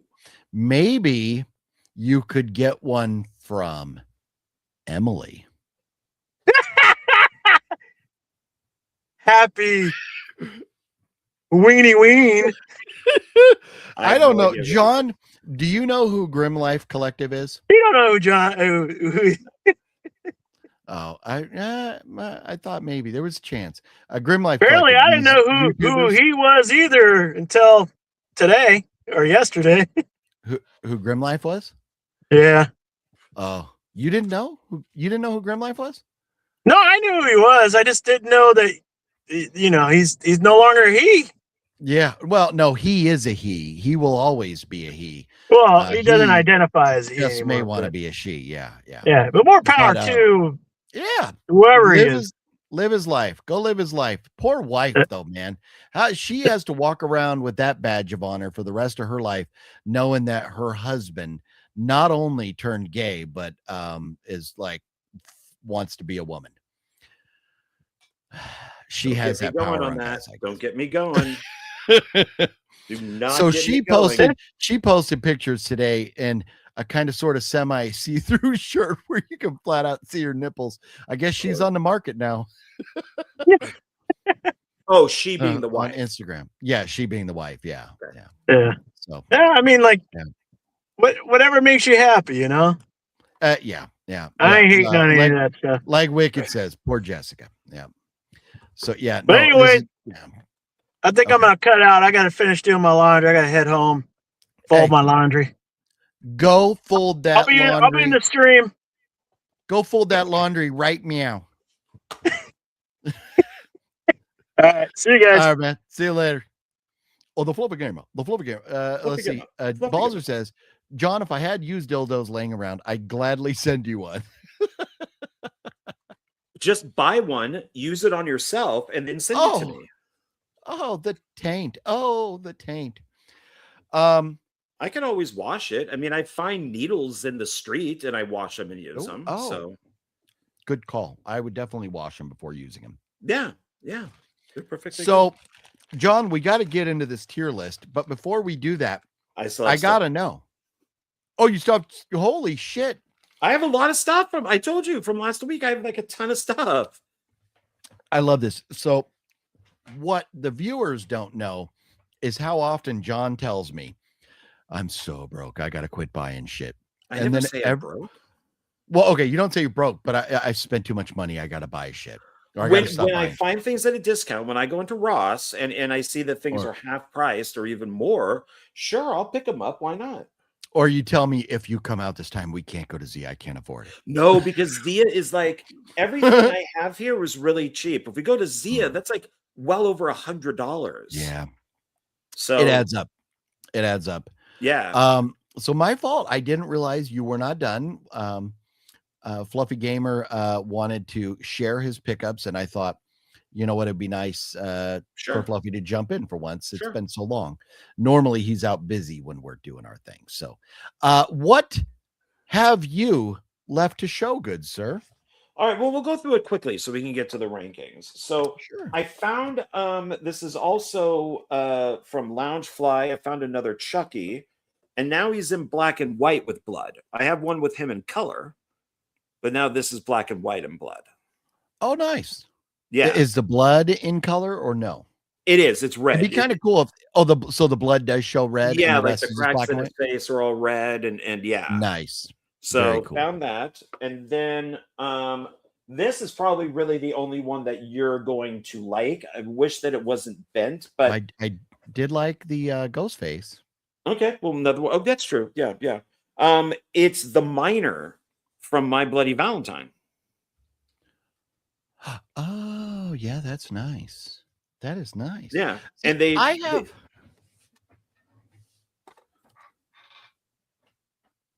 No, that's not it. That's not it either. Sorry, I have something kind of like one of those, but it's up to you. I can't reach it. But like I have like my Iron Maiden yeah, those spawn. are great. Like the what is it? The Todd McFarlane ones. Yeah, and then my Robotech little guy here. But I have something kind of like that, but I forget what it's from, but it's up high. Yeah, these are That's cool. Nice. The Toonie Terrors. Yeah, and you could take them out and put them with the background inside the mine. So this was originally $15 and it was only $8. So I figured I wanted to pick that up. Then we do have another Ghost Face. This is also from Ross, and it's him slashing. So we got that. And this was originally $8, and I got it for $5. So that's him. That's what he looks like there. Nice. So I got a fair amount of Ghostface stuff. Then I got another Fast and the Furious car set. This is the second one. So there's 2 sets. Okay. On the back there. So you have all 4 of them. Yeah. Nice. And that's cool. When you get something like that and you can get the whole collection is very cool. Yeah. And I think it was the same price. Yeah, like $11.99 and it was $17. I did find one Funko Pop, and that is the Thing in trench coat from Fantastic Four First Steps. Oh, nice. So yeah, and it's him in trench coat. So that's from the new movie, right? Yeah. Wow. And how much you pay for that?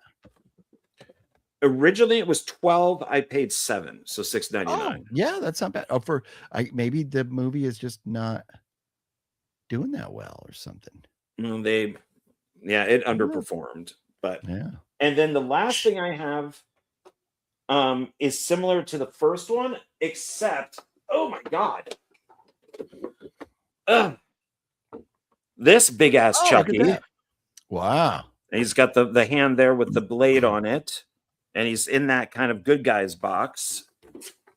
So we got that, and we got this on the sides. So it's similar to the really tiny one that I found. And this was,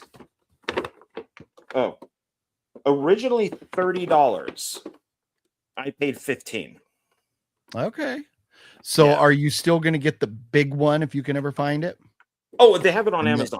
It's $100. It's $100. But yeah, they have it. So I'm going to order it through them instead of ordering it through Spirit Halloween, since they screwed it up last time. Yeah, nice. So, yeah, I still want to get me the Annabelle doll. I don't want the Raggedy Ann and Andy looking Annabelle doll like the real one. I want the one from the movie. yes, I would like that's the one that I on would my get couch too. over here. Yeah. Did we want to quickly talk about what we watched? Yes. First, let me get caught up on the comments real quick. Okay. That Toonie Terror figures are pretty cool. This is Metal Greg. Yeah, they have some good ones. Sean 420 wants to know if those are petunias. They're not, and John probably would not get the reference. Adam the Woo. Mr. Jommy says cool cars.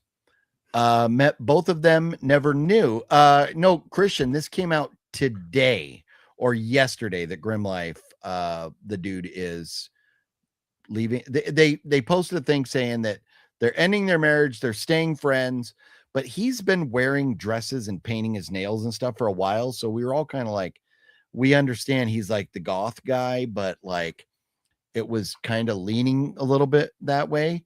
And so it's not a huge surprise.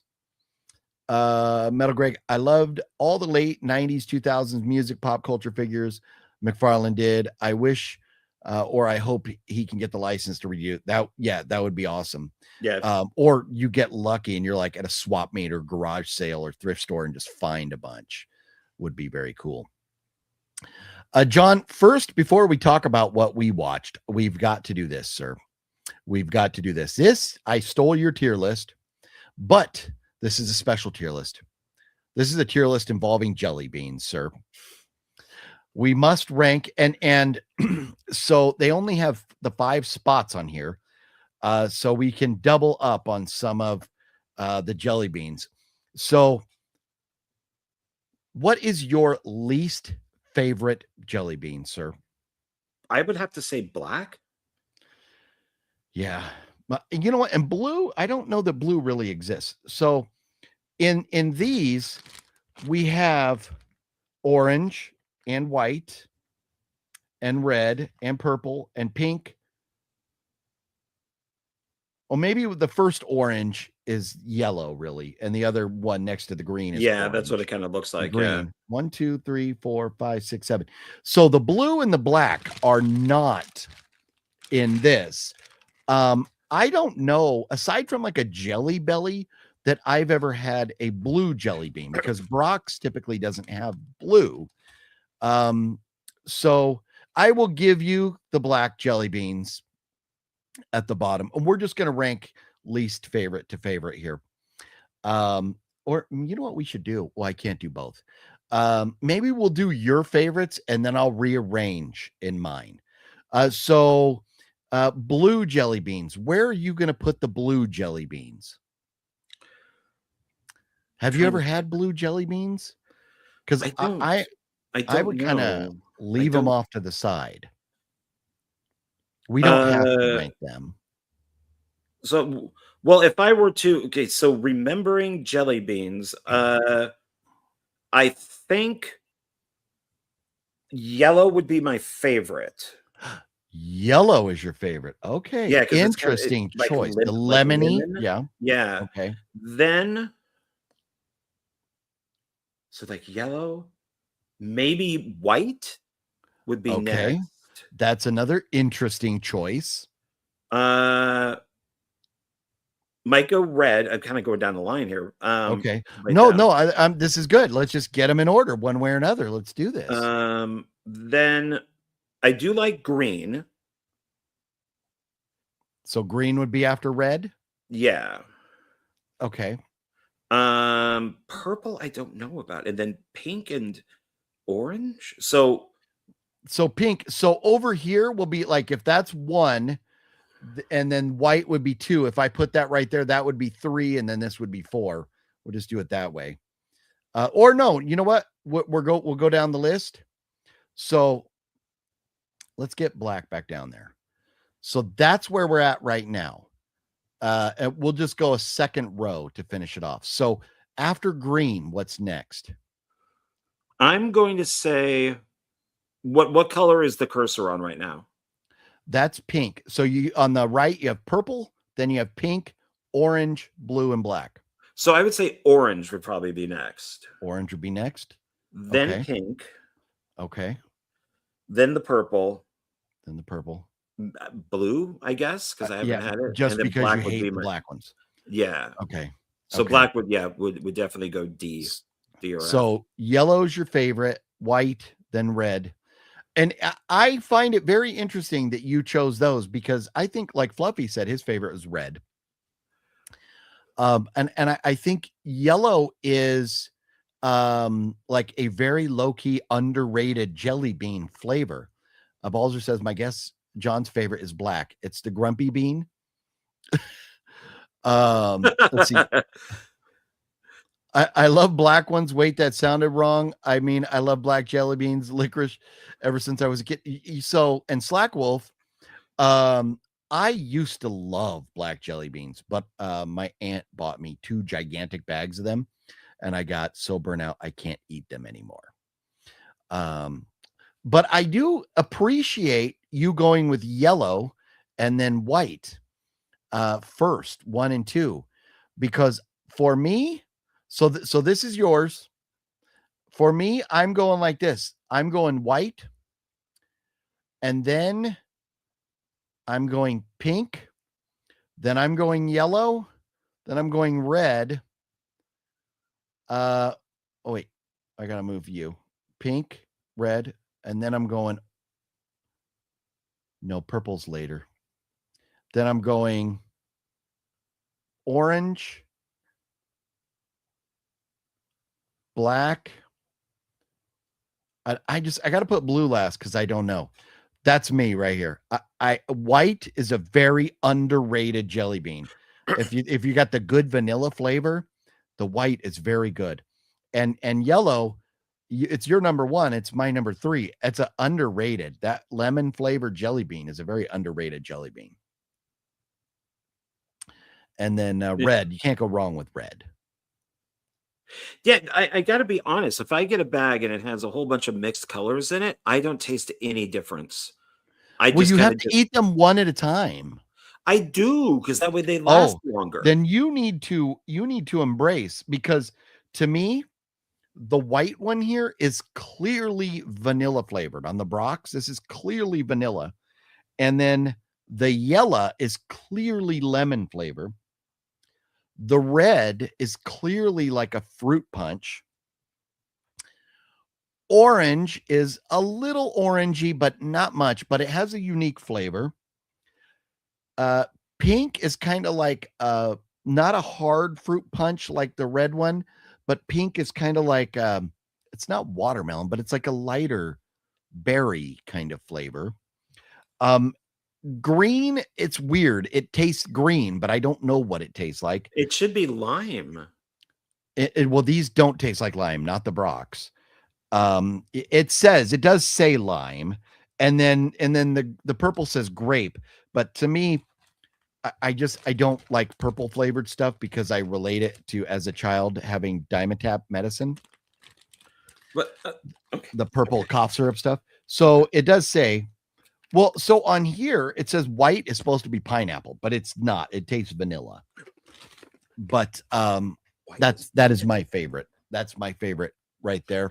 I mean, if white tasted like pineapple, I would think maybe coconut would be white. But if it's supposed to be pineapple, that might be my favorite one then, because I love pineapple. Yeah. I don't know, man. I don't know that I agree with their colors on the back of the bag, what they call them, because they're definitely not. The white, if you eat the white, it is clearly a vanilla flavor taste. But there it is. So the interesting thing about this is that you and I both really like the white and the yellow, and I think a lot of people might rank those very low. So that was a little anticlimactic, but there it is, our jelly bean ranking. Now I am justified in eating jelly beans on the show when I preach about not eating. So here we go. Num num num num num num num num num num num num num num num num num.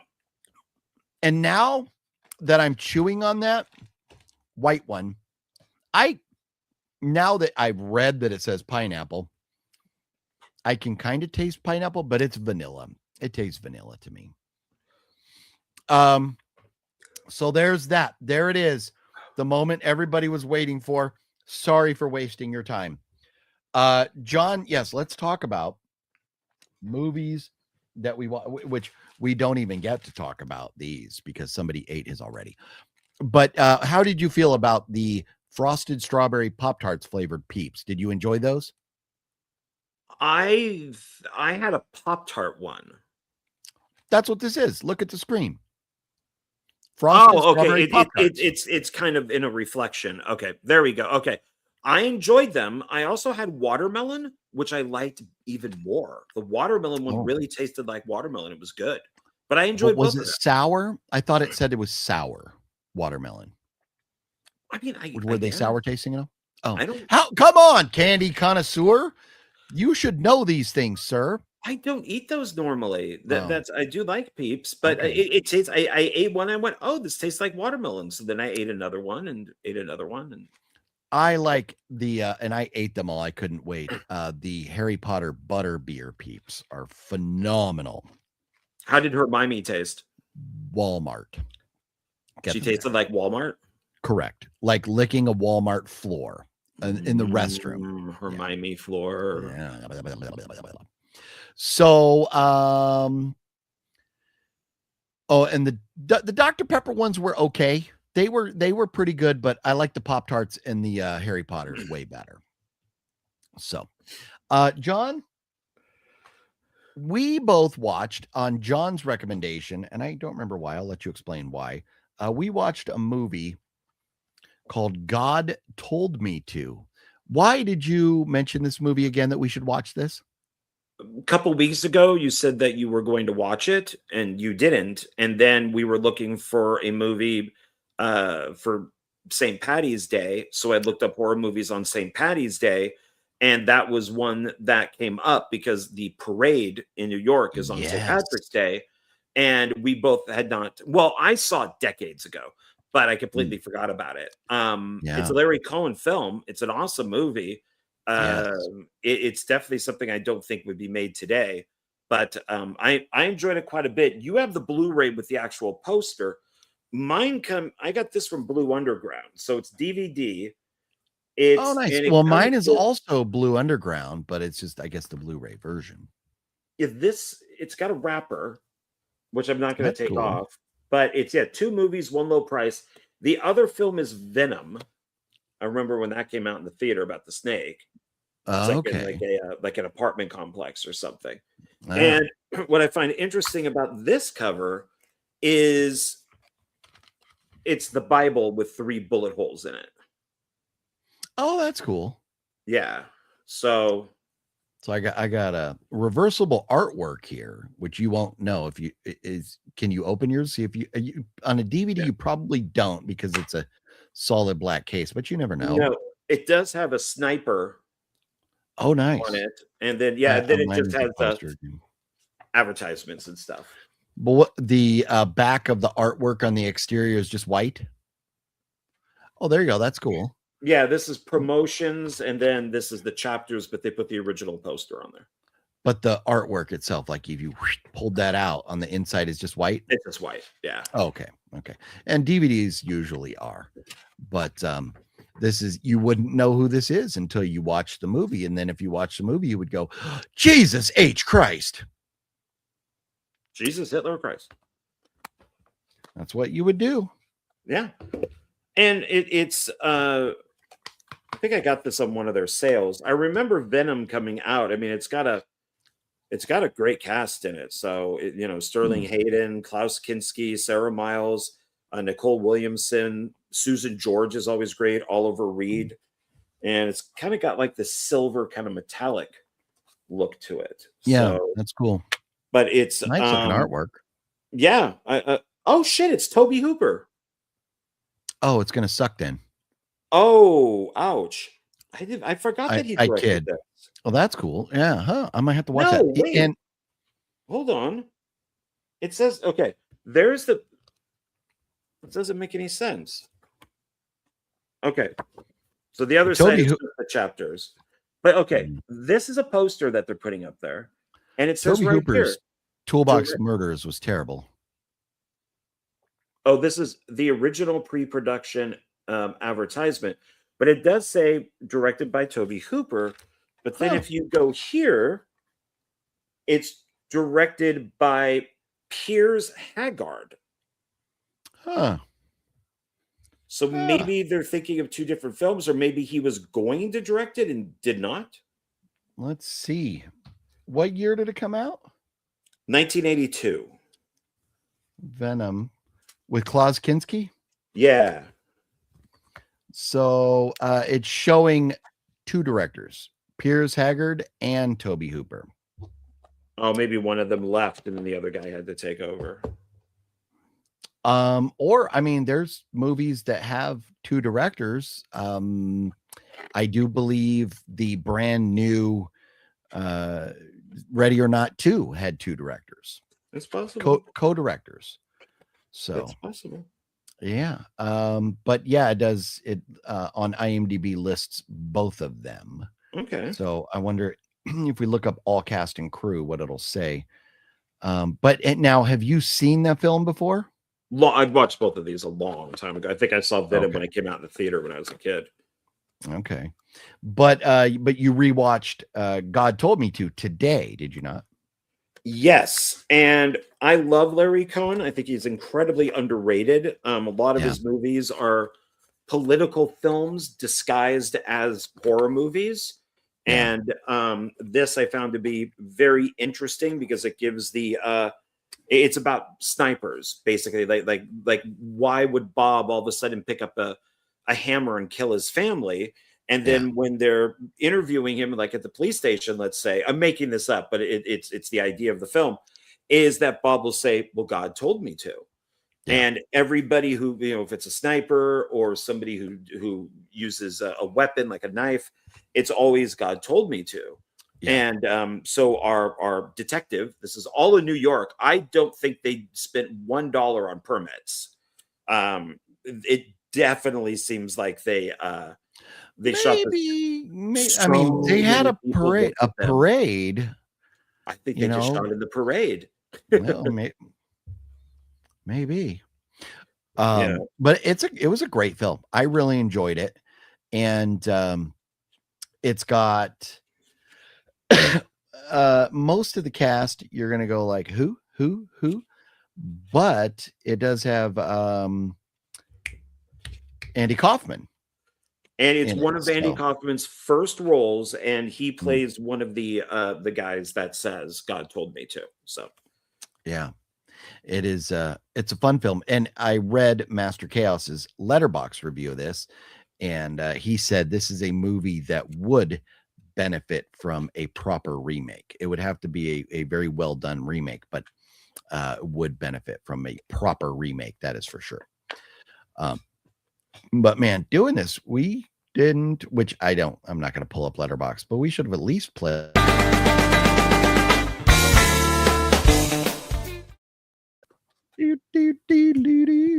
Looking at Letterboxd. But God told me to. I enjoyed this on a 1 to 5.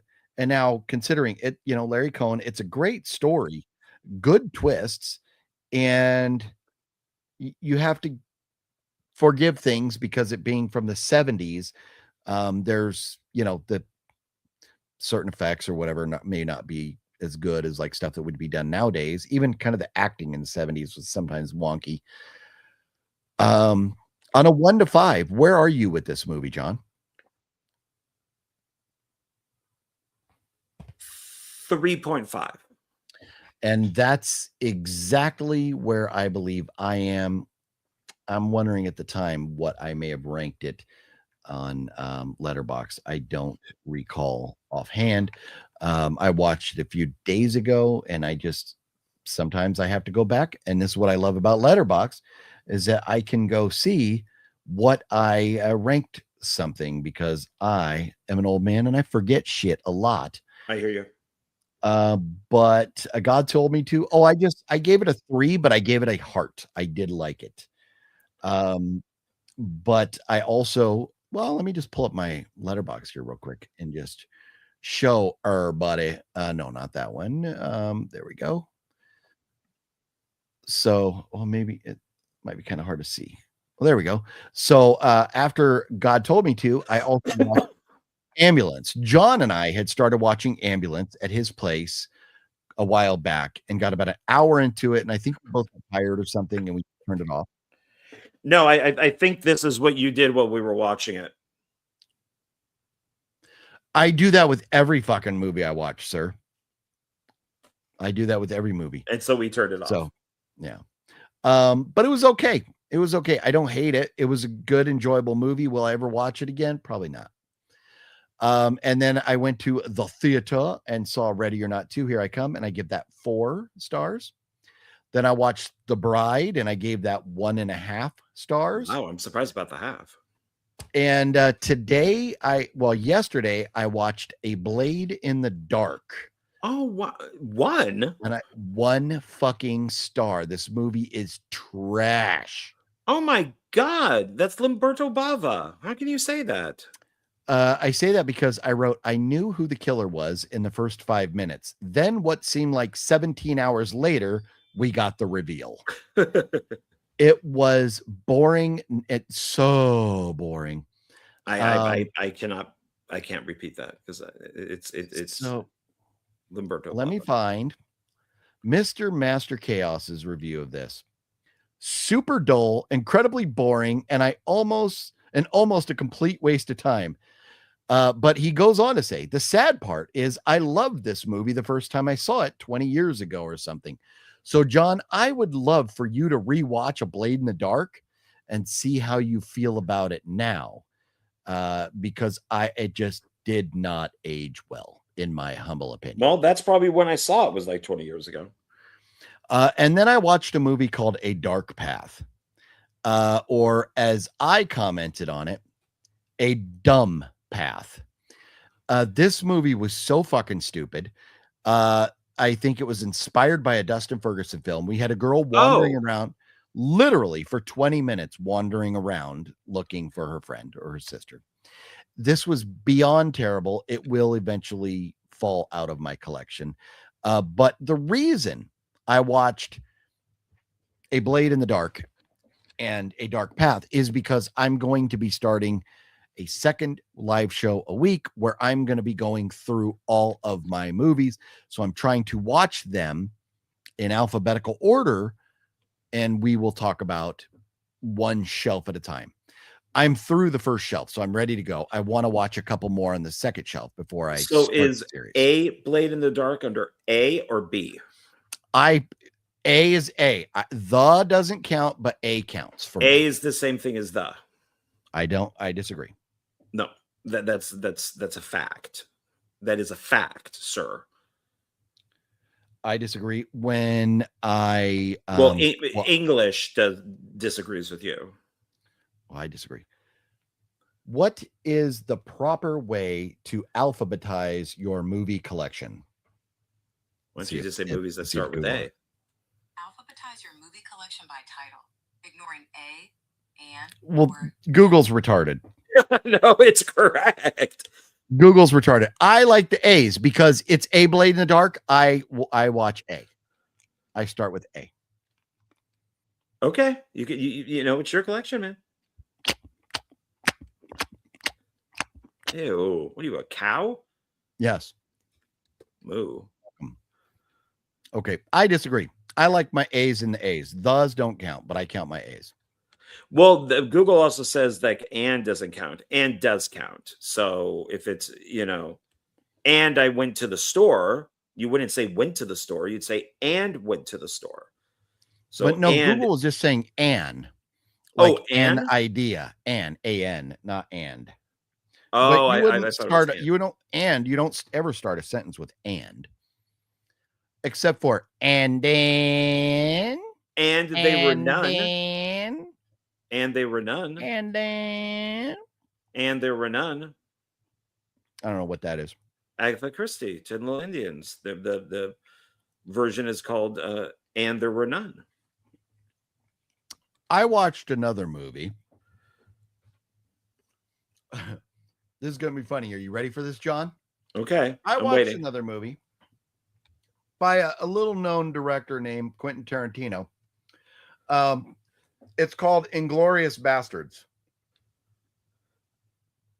Uh-huh. You didn't like it?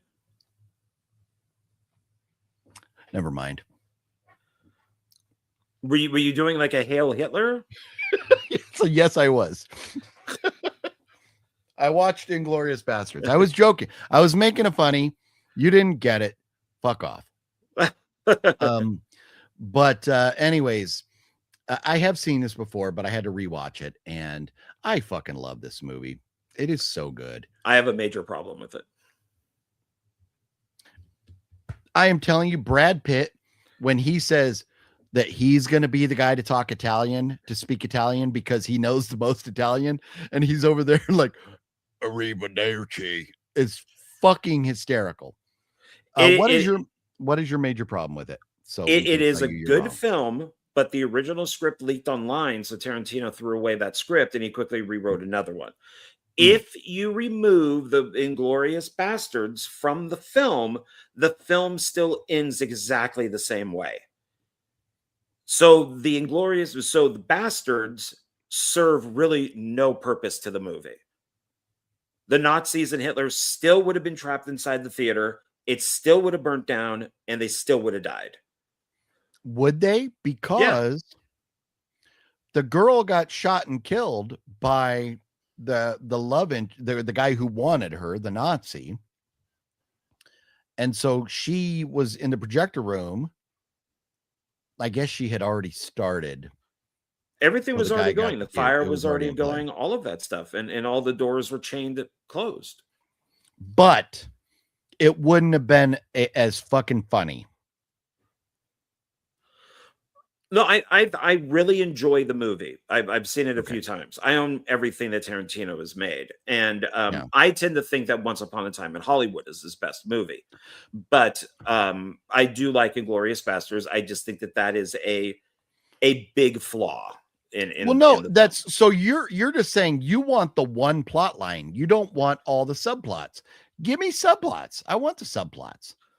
The subplots should add to it, not be meaningless. Maybe not necessarily exactly how it would end. I mean, I understand what you're saying. It would have ended Hitler's demise in the film. And we know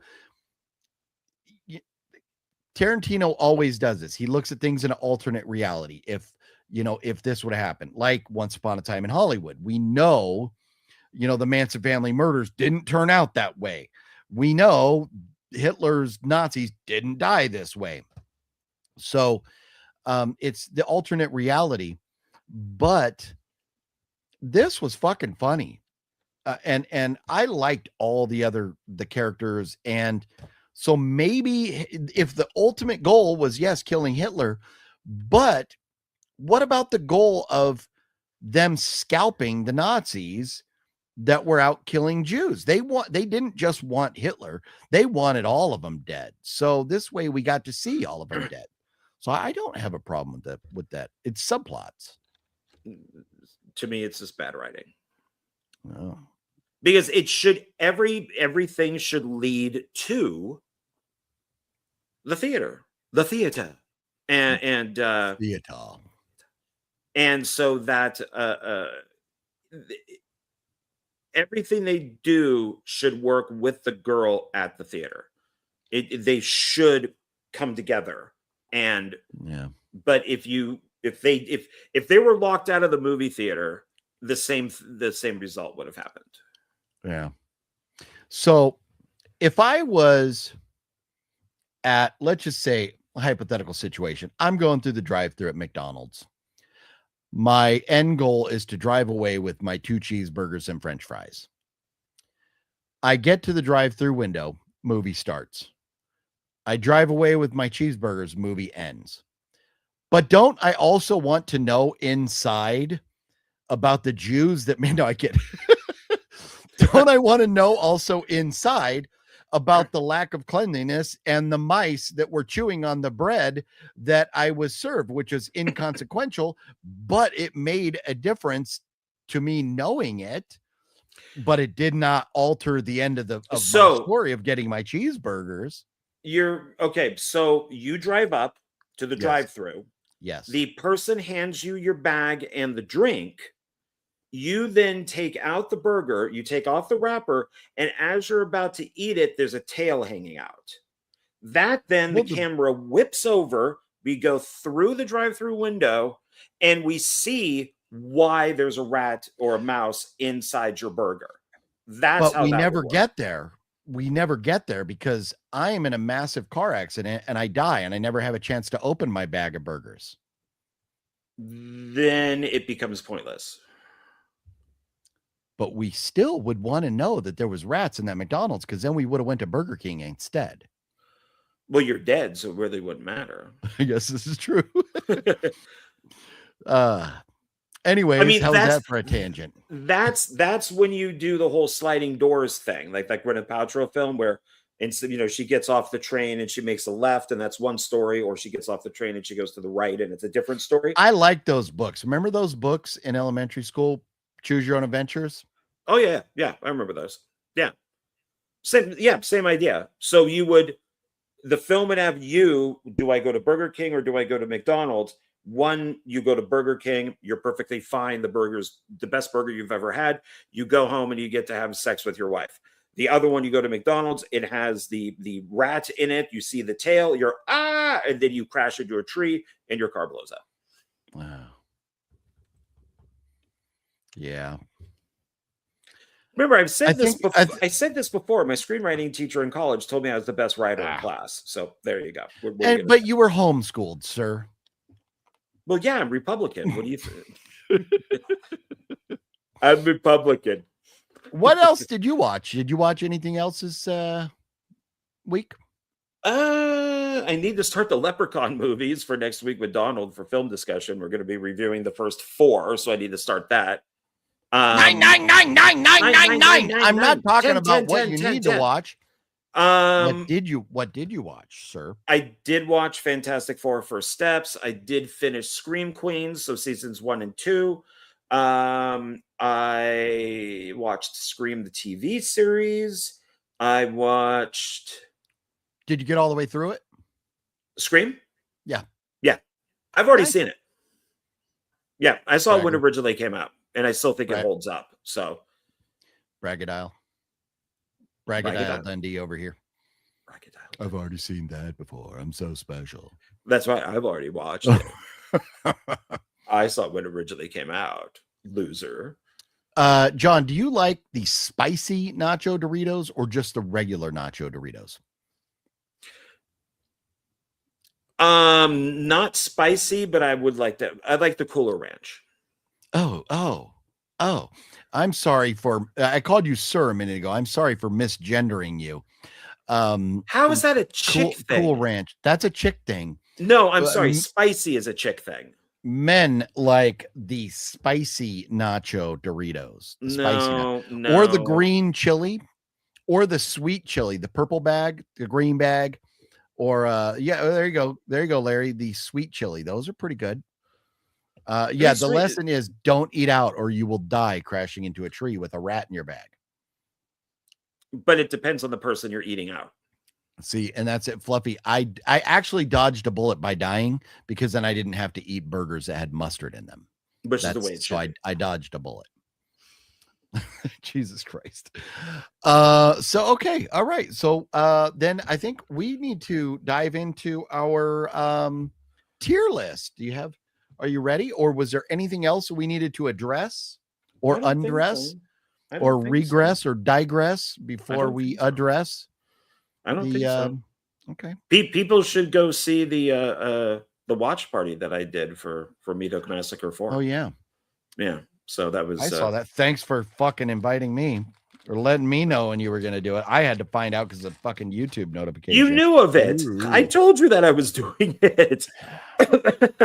I do not recall.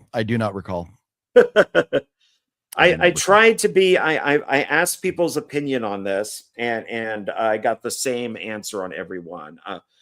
I was torn between should I destroy this movie, my own film? Should I tell every little thing that went wrong with this movie and who's to blame and call everybody out for it, including myself? And people said, no, don't do that. The only thing that matters is, did you tell them where you got the idea for the name Ruth? I didn't. No, it did come up in my head, but I said, fuck that guy. Fuck you. I did bring you up and the show. I said, baby Ruth, because of Bubba Ruth. Remember I came up with that when we were sitting at Denny's? You did come up with that, but I knew that you came up with the whole thing, but I forgot how it was brought up. You know, how we came to that conclusion. Whatever, Emily. So Emily, and I don't mean that metaphorically. I wonder if that's why he went with Emily, because the night at the Roxbury. Was her name Emily? Whatever, Emily. Whatever. I have no idea who you're talking and about. I don't mean that metaphorically. Whatever. Molly Shannon's character in Night at the Roxbury. What was her name? Was it Emily? I barely remember that film. I don't think it was Emily. I mean, I should own it since I got to work with nice bulbs. Richard Grieco. And take a picture with Was it Emily? Oh, yeah. Yeah, Richard Grieco. Thank you very much, everybody. Thank you very much. Thank you. Thank you very much. Yep. Was he wearing makeup? Well, he was in a movie, so I would think so. Did he touch your privates? No, but I do have a great picture of him where I'm on my knees acting like a little fangirl. So I'm just like, oh. So you're telling me a Night at the Roxbury should go in the N section? Yeah. No. No. No. Why is A different than the? Why not just put all those under T?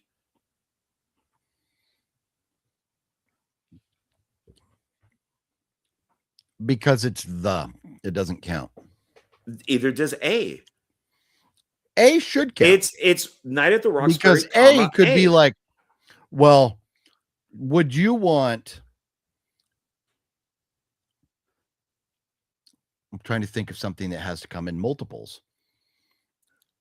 You're not going to watch a movie about a boob. You're going to watch a movie about boobs. But if there was a movie about a boob, you would want to know that there was only one boob. You would want to know the singularity of said boob. So you would want to know a boob, not boob or how boobs. How about the boob? No, because it's not the boob, it's a boob. It's the boob. But if it's the boob, specific boob, like the it's greatest a boob ever, it would be the boob. It's just a boob. So if it was called, what about abominable? You're just going to put it under B for abominable? No, because abominable is a word. Like asshole. You're just going to put it under John Ward? Oh, wow. Wow. Thanks, Balzer. I mean, OGB. Oh, man. Wow. You're welcome. What are we talking? We got to do a list. Are we doing anything else before we do your shit list? No, I've been ready. Let's do it. Let's go. What are we? I'm looking forward to what we got to talk about. And we also need to revisit. I got to put these fucking jelly beans away, you bastard. Where we put Tremors. We need to revisit that since Gale sent this to me. Maybe it even needs a timeout until we watch it, but or maybe down the road some point it'll get revisited. Okay. You know what? I'm stopping with the jelly beans after this one. I'm done. You know what will be fun? A year from now, go back and redo the rankings and see where we put everything. But don't look at the ranking from this year. Next year we'll re-rank and see how we change things. When we change this, I will try to save it, but I'll also take a picture just in case. So just to make sure. Good idea. Yeah. All right. Are we ready? I have shared it with you. Okay. Here we go. So because you were so triggered with Camp Blood, I made sure. Fuck you. Don't ever call me triggered again, sir. But triggered. For you, I did add, so there's 15. I did add one extra just for you, and it will be our last one that we do. Okay. So now, are you trying to trigger me again with that? Am I going to be triggered? Are you going to ruin my whole week because of being triggered by a title you put on here? I mean, shit, man, it's just the title, and you know, it's just two words. But you know how triggering somebody works. It will put me off the deep end, and I'm liable. I mean, it's climb up on Camp top Blood, of a water tower in New York City. If it happens, it happens. Okay. Like O.J. Simpson says, it happens. The glove didn't fit. We must have quit. All right. All right. So this is what we have so far. We have no Fs. And this is it. This is everything. And I made sure to go back, and they're all correct. So nothing has been changed. Okay. We are biased. We have no Fs. Guaranteed. A lot of people would have some of these in the F category, but we are biased because we're horror fans. What are you going to do? No, maybe they could tell us which ones that they would put into F just for fun. You know. Yeah. I mean, it's right here. So I say we just keep on chugging until we get this list done, till we burn out all possible franchises. We we are kind of running out of stuff. I'm having to get into those kind of specialty, like Sean 420 says Chud. There's 2 Chuds, so Chud could be there. But okay, so we are doing, and I always try to hide this. Okay. Demons. Oh yeah, we talked about. I thought we did Demons last week. Or no, we did Night of the Demons or something, huh? Yeah, Night of the Demons is right here. Yeah. Okay. Demons. So this is Dario Argento presents. Yeah. From the director of A Blade in the Dark, Lamberto Bava. There's technically 3 of these. The Church is actually a prequel. But I love Demons 1 and 2. These are very Italian, great soundtracks, lots of gore. So I love Demons. Have you seen them? Yeah. 1 and 2. And I think we had a conversation a while back. Was Church the one I watched and didn't realize it was affiliated with those? We both found at Dollar Tree the Church that has Bill Moseley in it, but it has nothing to do with it. No, I know that, and that's just trash. That movie's terrible. Maybe it was another franchise. There was a movie I watched, and I didn't know it was affiliated with another franchise. And you're like, oh, that's... It's like they were going to do Demons 3, a prequel, and then it's a different director, but Argento still produced it. It's very serious. And it's really, I don't think you could watch it and then watch Demons and Demons 2. I think it's a separate thing, but technically I guess it is. And then of course there's a whole bunch of random movies that are called Demons. While I agree with House of G Fam, we had to give John this one. We had to give him Children of the Corn. I love Children of the Corn. I'm in all things considered, what we have ranked in the S and the A, I kind of feel like Demons should be a B as a whole franchise.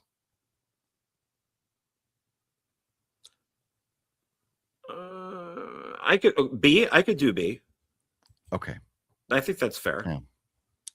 Okay. So the Church with Clint Howard that's not that church, right? Clint Howard wasn't in. No. This is all Italian stuff. Oh, no. I think Fluffy's talking about the one with Bill Moseley. Right? Wasn't Clint? Yeah, Clint. Yeah, no. Fluffy's kidding because we hated that fucking movie. I think I watched that with Fluff. Oh, yeah. I own it, but I've never seen it. A masterpiece of shit is what it was. Oh. Okay. This is something that you brought up. Pet Sematary.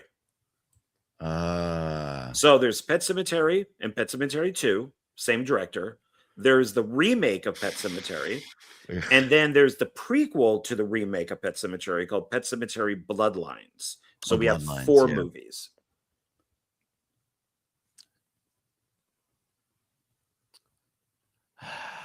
So I know you did not like the remake.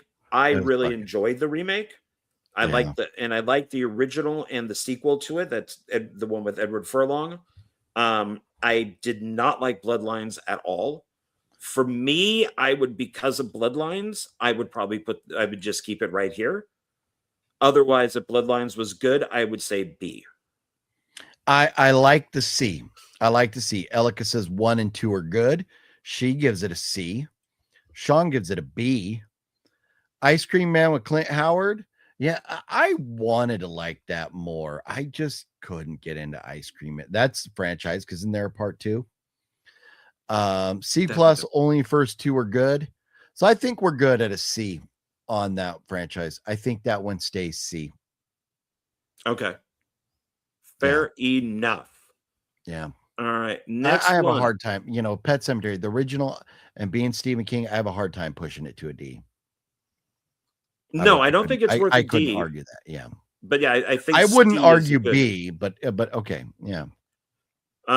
This I don't know. Have you watched Stir of Echoes? There's two of them. Oh, Kevin Bacon? Yeah.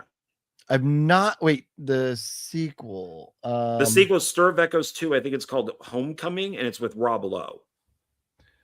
Okay, I don't think I've seen the sequel. But the first Stir of Echoes is good. Fluffy actually pushed me into watching that. And I would say the first one is an A, but the second one kind of pushes it down to a B. Yeah, I'm looking at the art. I know I've never seen it. Yeah, and the pictures don't look good. I hate to say it because Rob Lowe is a big name, but man, when he is the lead actor, the movies usually suck.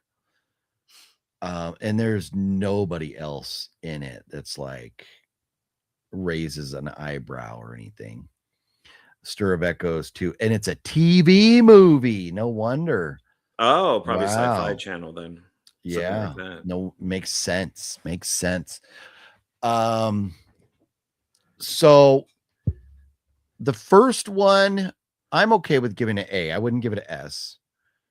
The second one being bad. So G Wes says it's a B compared to some of those. Sean says D. Metal Greg, I'm with John on that. Where do you want to put it? You want to put it at a B? I would say B only because the sequel drags it down. Yeah, like the first one is that good, but yeah, the sequel's not bad enough to drag it down to a C. I mean, I kind of think that I haven't seen the sequel, so I can't judge, but I'm just asking the question. I think it needs asked. I don't think barely anybody knows the sequel exists. I mean, that's how, you know. And this is one of those movies where I'm like, okay, there's two of them. Is it really a franchise? And this is where, but we've already established a criteria for this list, and we're doing if there's two movies or more. So I'm okay with a B because I've only seen the first one, and I would give it an A. So I'm okay with the B. Okay. All right. Then we have, this was brought up, the Prophecy movies with Christopher Walken. Yeah. And there's 1, 2, 3 with Walken, and then they did 4 and 5 without him. So there's a total of 5 movies. Yeah. I don't remember if I've seen any more than the first one. I think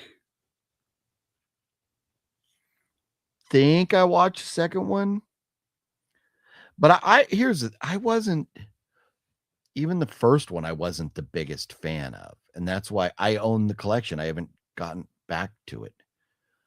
I would almost say I have not seen the last 2, even though I own the whole set. I would almost say C. Because I don't think the last 2 were very good from what I understand. I don't think you can. I don't think I'm like C or D. I don't think you could go. Elika says C. Metal Greg says C. Sean says D. So we'll go Metal Greg and Elika, and you say C. Let's give it a C. I'm okay with that. Yeah. I mean, I remember enjoying the first 3 because Walken's in them. So, I don't. I think the 2 other ones were done when they kind of rebooted Highlander and all that. It was around that time period. Yeah. Okay. This one is kind of for me, but Blade, the 3 Blade movies. Oh, fuck your mother. No, I love. Okay, Blade 1 and Blade 2 are fucking awesome. Blade 3 is fun bad. It's bad. So much stunt double, but Blade 3 is still fun. I like it more than most people. I enjoyed all recently 3. And I got the 4K fucking collection over here. Oh, nice. Okay. Yeah, I enjoyed all 3, 2 Maybe not being the 4K. best. Blu-ray or something. I think 3 is a little underrated, You but think 2 is and there is yeah. But I don't know, it man. also has a TV series too, but we don't have to count that. Yeah.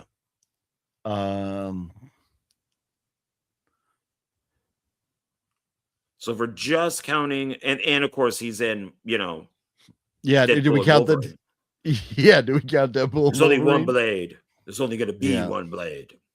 Elicus is A, Sean says A, Metal Greg says A. Yeah, I am comfortable. So 1 and 2, I would give those maybe like A minuses, but they're still in the A's.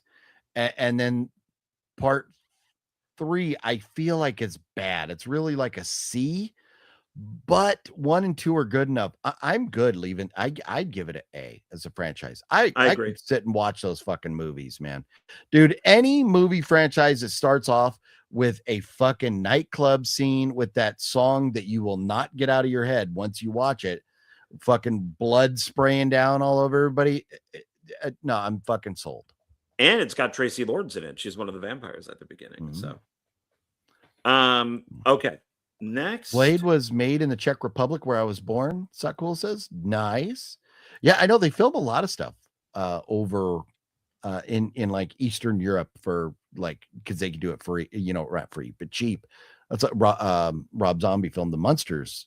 I don't think in Czech Republic, but over there somewhere, Hungary or something. Prague is like another place where they like to make stuff. Yeah, over there. Yeah. Crazy there's no F yet. I know. We all kind of like stuff, so yeah. Okay. Okay, so I just thought of one for next week that I don't think we've done. So let me quickly goody. Yeah, I can go through too and start pulling things to talk about. I'll look through my collection. There was somebody in the chat mentioned one that I said, oh yeah, we could do that one too. Let me go quickly looking. What was it?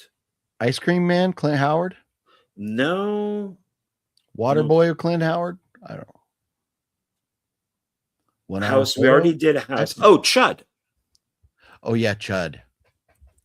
So see.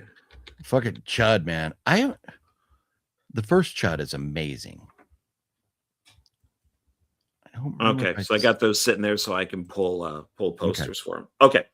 So the next one is House on Haunted Hill. Ooh. So what are we counting?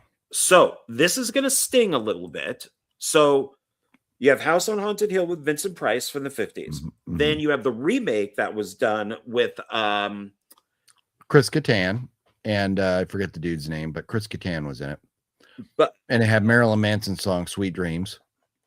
And I think who played the Vincent Price role. But you had the remake, and then there was a sequel, Return to House on Haunted Hill. But there's another one. Jeffrey Rush. Thank you. That's who does a great job in this is Vincent Price. Oh, that's fucking right. And you know what? And we just talked about that on the Pirates stuff. Yeah.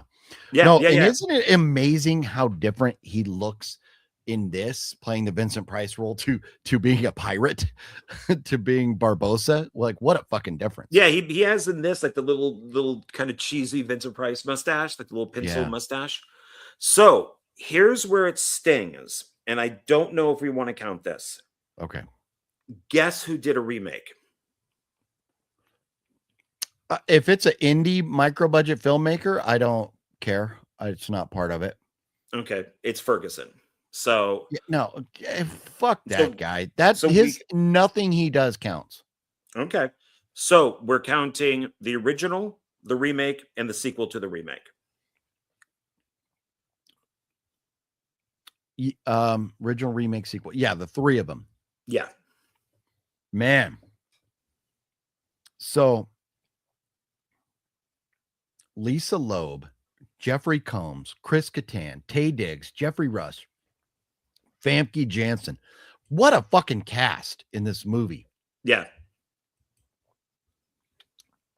That's not counting, Peter Gallagher, Ali Larder, and I mean the whole cast was fucking great.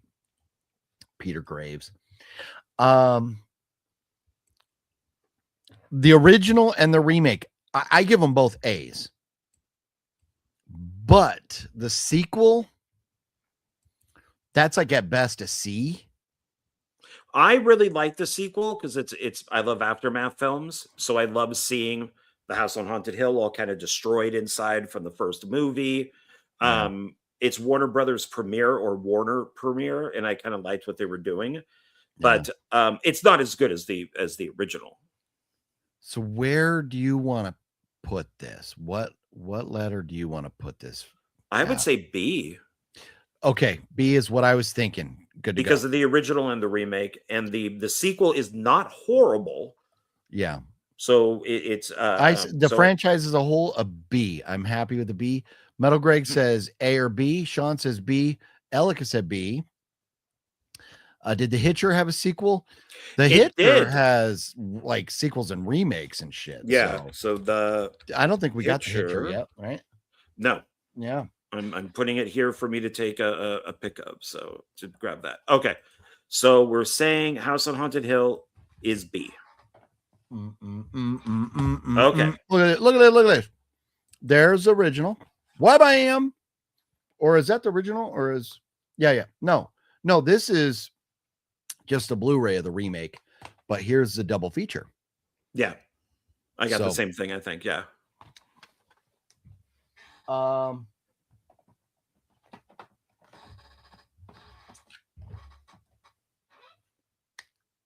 But The Hitcher, yeah, I think I have all those films now. There's 4, right? Is there 3? Hitcher, original, sequel, and then remake. Okay. But yeah, I got that saved up here, so I'll grab a pic from it. Okay, next one. Oh, okay. No, we're not going to do that one. That's the one I'm saving for you. Okay. Cabin Fever. So remake. I'm sorry, original, sequel. There is a third one, so there's 3 plus the remake, so 4. When did Cabin Fever is not that old to have a remake? When did the original one come out? 2002. Oh, so the remake is from 2016, 14 years later.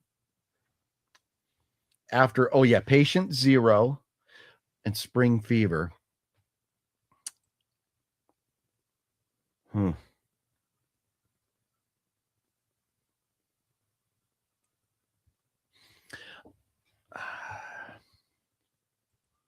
Seen Patient Zero and Cabin Fever. I don't think I've seen the other 2, the remake or part 2. I don't know. For me, know what I know about these. I'm kind of like at a C. Where are you? I love the original. Cabin Fever is a little bit of the sequel is a little bit of a mess. It's a Ty West film, which he doesn't really even acknowledge this movie. 3 has freaking Sean Astin in it, so I have a problem right there. And the remake I did not think was any good. So I would. Did you say C? I said C. I think C is fine. Yeah. Elika says C. Metal Greg says C. House of G-Fam says A. G-Wiz says C. I think Justin says F. Oh. Why was there a remake? That's a good question, Sean. Movies that are only 14 years old, I don't know about remakes. What kind of fucking goofball, Rennie, would remake movies that aren't even 20 years old, Rennie? I think the idea was that the Bear Jew did not have the money that he wanted for the original. So they went literally off the script. Oh. But he didn't direct it, though. He just produced it. Okay. Next. All right. We have Mirrors. There's 2 of them. Mirrors. Yeah, it has Kiefer Sutherland is in the first one. Oh, yeah. I like that movie. And the sequel is a sequel to it. So it's not just a movie called Mirrors 2. It is a sequel.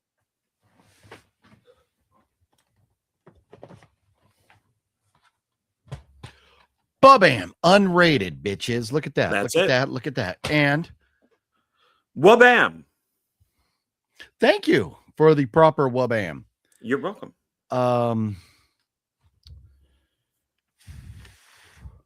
I don't remember. I remember because I liked this, so I watched them both. I don't remember part 2 that well.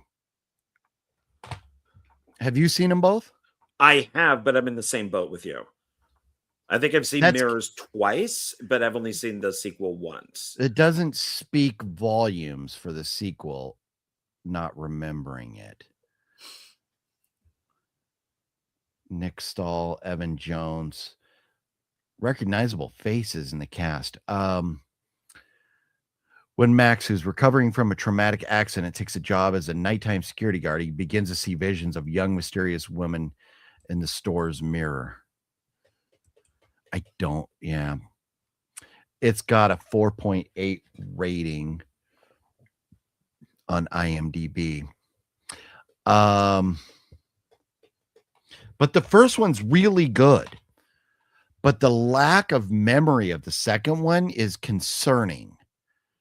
So I would probably want to put this at a B or a C. But this one, I would give this Mirrors, I'd give like a B plus to this.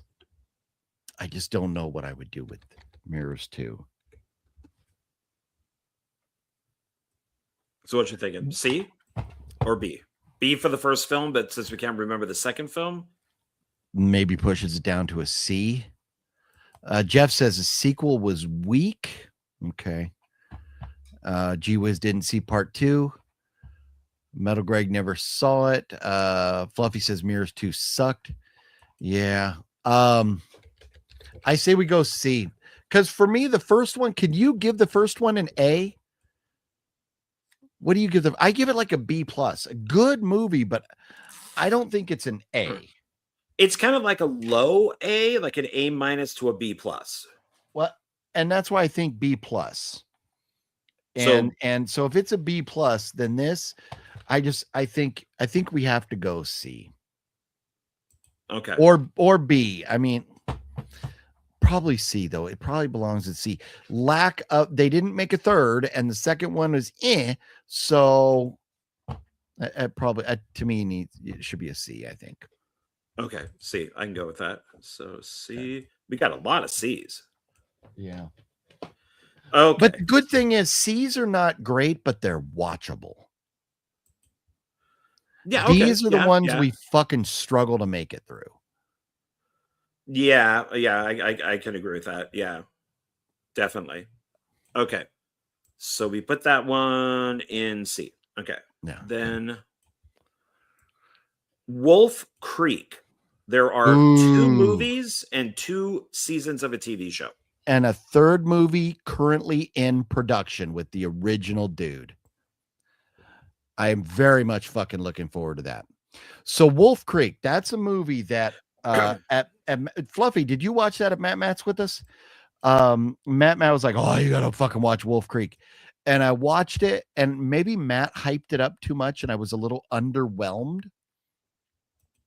But Wolf Creek 2 blew my fucking socks off.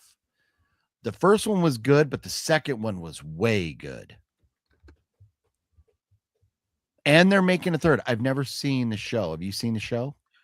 Yeah, the show's really good. They're more like part 2. And they're pretty much just really long movies. Yeah, I think they're like 6 episodes. Yeah, they're very good. Fluffy says, yeah, Matt. So Fluff was there when we watched it.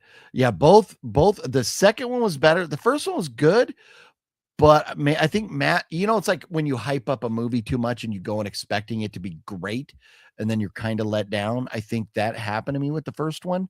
I am excited as fuck that they're making a third one with the original dude coming back. Yeah. Jeff says Wolf Creek A all day.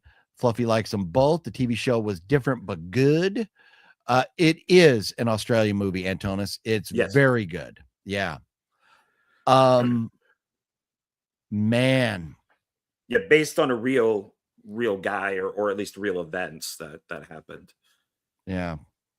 So part 2, I give like an A. I can't give it an S, but I give it an A.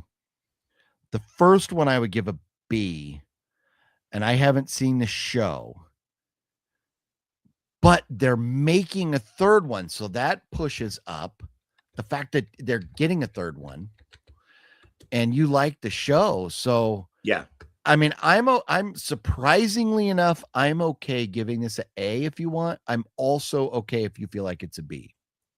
No, I've enjoyed all of them.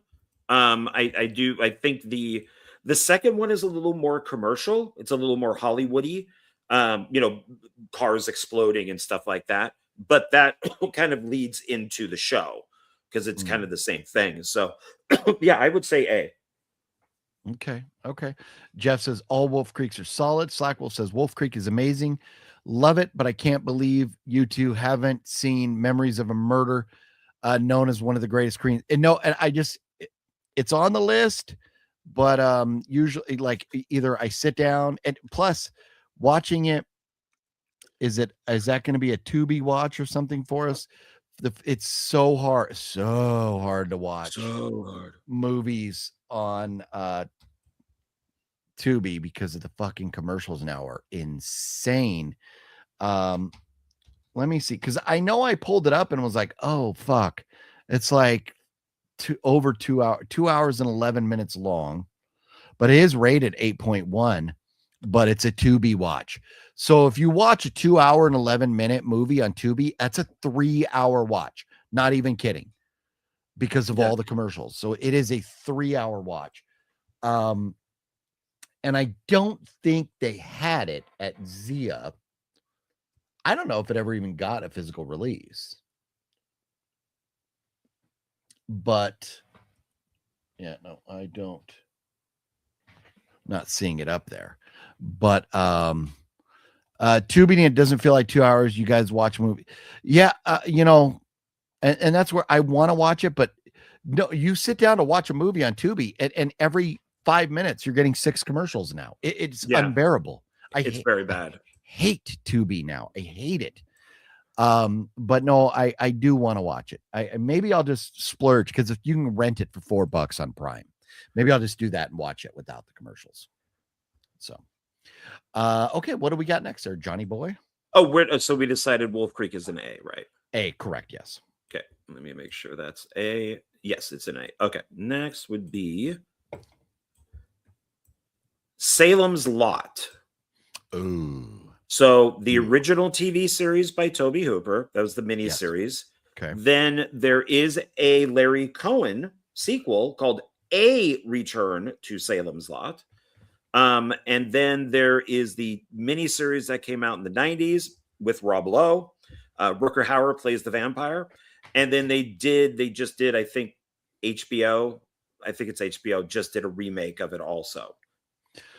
I wanted to like the remake, but it was okay. It was the one that just came out last year. It was okay, but I was more excited. I was kind of, I don't know. I was maybe just because I knew the fucking story, so it didn't do much for me. If you saw the current remake, it has like nothing to do with the book. It's so far. The one that is the book, and I know you don't care about the book, but is the one with Rob Lowe, is pretty much the book. And Rutger Hauer does the character of the vampire perfectly. I mean, he is great as the main guy. Yeah. For me, Salem's Lot, I think it's just too much. These could have been hour and 40-minute movies. Wham, bam, thank you, ma'am. Done. They're so fucking long. I think it's a B. I think that this franchise is a B. I would go as far as to say it's a C, because we have Carrie in C, And Carrie is the remake, the sequel, I mean, Oh, they yeah, kind of did the okay. whole Salem's Lot thing where it's Well, see, this is, you know, what's going to have to happen when we're done. We're going to have to go back through everything and go like, no, there's no fucking way this is this, or no, there's no way this is that. But you're right. If Carrie is a C, then it's a C. There's no way it's better than Carrie. So okay, Okay. Yeah, so we'll put that right here. But I don't want to go back and revisit anything yet, because that's going to open a can of worms that is going to make another 4 hours of show tonight. I think that should be the week after we finish everything. We should go back and revisit our list as a whole. Sure. Okay, now we have what is hey, this is something that you just got. Tales from the Crypt. So this would be the movies. So Tales from the Crypt Demon Knight, Tales from the Crypt Bordello of Blood, and then there is a third one. And then we of course include the TV series and all that stuff. But officially there are 3 movies. I love Demon Knight. I did not like Bordello of Blood. And I have not seen, no, I did see the third one and it just seemed cheap. Yeah, I like Demon Knight. I as well have not, I don't think I've seen Bordello of Blood. I don't think I know I got it.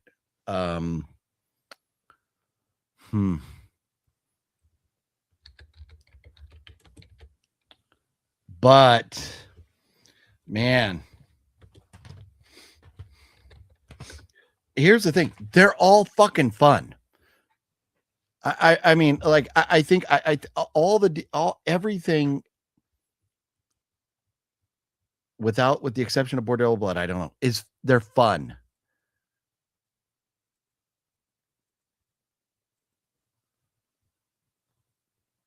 I would go man A or B. That's where I'm back and forth. Okay. I was with the whole franchise. Let's get some help from the audience here. What are we thinking? Let's see here, because I don't know. Elika and Sean, I don't know if those scores were for the Tales from the Crypt we're doing, right? I don't know if Ritual. Yeah. That it's so weird because like the Crypt Keeper in both these movies, because they actually have a budget, looks really good. But then in that Ritual one, it just looks like a guy's hand is up it and just moving his mouth. It just looks very cheap. So Memories of Murder is on physical media. So Slack Wolf got it. Okay. Elika says A. Anybody else got input on this here? The second one isn't bad. It's just, it's vampire prostitutes, and I think like Corey Feldman is in it. Yeah. They're fun though, is the thing. They're fun. A or B, you pick. Let's see, including the show puts it up to an A. Good call. And Elika says A. I say we go A, because if you and I are both like A or B and they're saying A, I say we go A. All right. If it makes you feel good, do it. Do it. Do it. Do it. Do it. You're in my world now, Grandma. Do it. Oh, I am in Do A. it. Okay, good. G Wiz says S. I mean, good, but I don't know. I can go S on it. Tales from the Crypt movies and the HBO episodes are great. Yeah. Okay. So A it is. A, it's on A. Okay. But remember, we don't count A. We don't. A does not count. Okay. I think it was Balzer last week who mentioned the subspecies movies. So here's subspecies. Charles Band, Full Moon Entertainment. I believe there's 5 of them now. And I think there's some kind of spinoffs, like a couple spinoffs from it. But it does follow the same vampire. I think I own one of the sequels. I don't think I have ever seen any of them. I can't offer any opinion at all. We'll have to phone a friend here. We're going to need, has anybody seen the subspecies movies? We definitely need to know. Where are you? Have you seen them, John? I've seen most of them. I haven't seen like the Okay. new stuff. I don't think I've seen Okay. 5. That's right. Balzer was not here last week. Oh, okay. It's somebody put over their subspecies. Balzer commented after. Balzer watched a replay, or part of a replay at least. Oh, okay. I would almost go because I know I like the first 3. Elika's not seen them. I am with you. I haven't seen them either, Elika. House of G fam don't know. Subspecies is full moon. If you didn't know, and the first few are fun. Okay. So, that's right. And you were saying Charles Band, huh? Which is full moon. Yeah. It was early full moon, so that's when they still had a budget. Elika says, doesn't surprise me. John's seen them. Yeah, no. I used to watch everything full moon. Everything. Yeah. I'm telling you, I own like subspecies 5 or something. I've never seen it. And I was like, well, I need to get watch them all. I'm not going to watch, but I must have bought it like on the clearance bin at Zia. So let me see okay. So we have Puppet Master movies at a D. So that's full moon. Yeah. Is there anything else from Charles? Ghoulies is Charles Band. So that we have at a C. Anything else from him? I don't think we've done anything else from him because he has a whole bunch of series. Just matters if we want to get into like Evil Bong and stuff like that. But I think I don't think any of his stuff would be way up here except for maybe Trancers, but that's sci-fi. I'm scrolling through pictures from the first subspecies. I know I have seen this. The first one's not a bad movie. No. And I think 2 and 3 were shot back to back, which weren't bad. And then 4 was done much later. Okay. I think there's now a 5. Oh, yeah. Well, the fact they got Angus Scrim in it deserves to be counted. So I would go, because these do seem to have a little bit more work in them than some of the others. I would almost go B. How many are there total? I think 5. Okay. So Bloodlust, Bloodstone, The Awakening, Blood Rise. Those are the only. Okay, so it should be. So subspecies 2, Bloodstone, Bloodlust, The Awakening.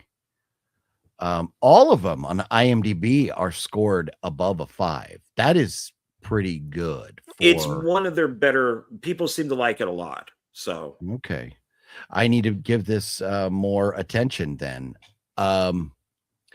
You guys are the reason why we can't have nice horror TV show things. Why? What do we do? Because we haven't seen them all? Man, I'm telling you. So let me remind everybody. There was from about 1993 until about 2015. I didn't watch shit for movies.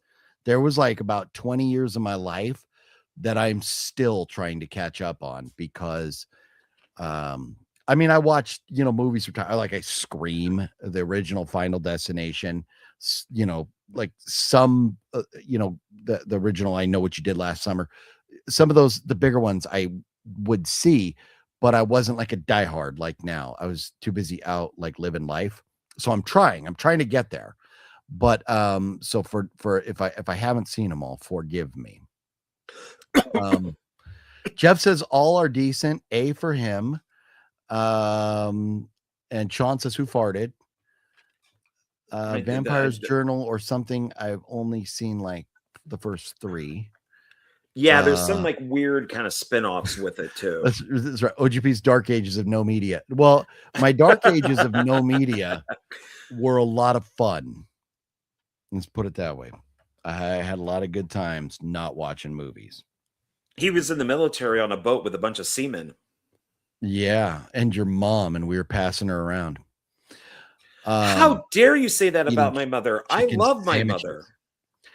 Commando Striker, when Chuck Norris does push up, he doesn't push himself up. He pushes down 6 feet underground. Oh, ouch. I heard he just pushed the world down, Commando Striker, but rest in peace, Chuck Norris. We love Chuck Norris. Tales from the Tip, Tales from the Tip. Tales from the Tip. Just the tip. Yeah, just the tip. It's a good show, old and new. Yeah. How dare you, sir? How dare I what? How dare you?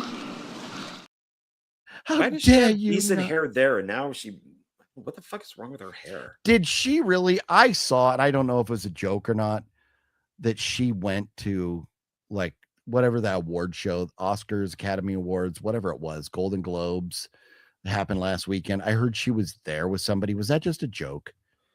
Hopefully That was a I joke. don't know. I know that she's being criticized heavily because she fought against oil, and now that Trump has done something with Cuba, she's like, "Let Cuba have oil. Let Cuba have oil." So with her horrible hairdo. Yeah. OGP with the tip tails. Tales from the Tip. That's a new porn series. So B. Okay, I'm okay with B. I got to put it on my list of shit to watch. I need to see those. Oh, you know what I forgot to mention tonight too? I wanted to mention all 10 of the Saw movies. All 10 of them are now on Netflix. There's no excuse. If anybody hasn't seen one of the Saw movies, you can watch any one of them on Netflix right now and understand why we have them at, what do we have them at? A, S? S. Should be an S, right? Okay, good. Yeah, they're an S. Good. Yeah. Good. As they should be. Yep, right there. All right. So here we go. Thank you, You're sir. welcome. All right. From Dusk Till Dawn. There are 3 movies and I believe 3 seasons of a TV show and a documentary. Yeah, the TV show is actually better than the movies.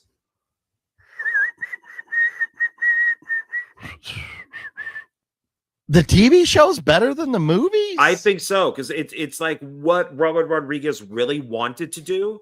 So it's like he has like Hispanic actors playing these roles, and it's all kind of like what he wanted.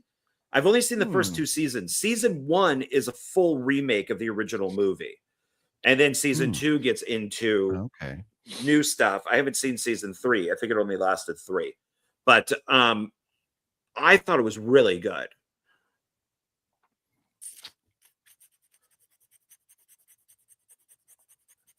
And of course, From Dusk Till Dawn, the original movie is awesome. Yes. Yeah. I don't know about the sequel. It's got a 4.2 rating on IMDb. It's not good. The original one is phenomenal.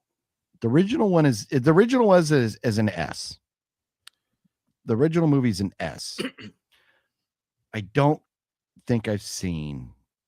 If I have seen the sequel, or they're bank robbers in the sequel. It's got Robert Patrick and Bruce Campbell's at the beginning. I think Kelly Preston, she plays a reporter in it. Oh, okay. Okay. And then the third one is a prequel, so we find out how the bar was made and why it's where it's at and all that type of stuff. And then there's the documentary Full Tilt Boogie.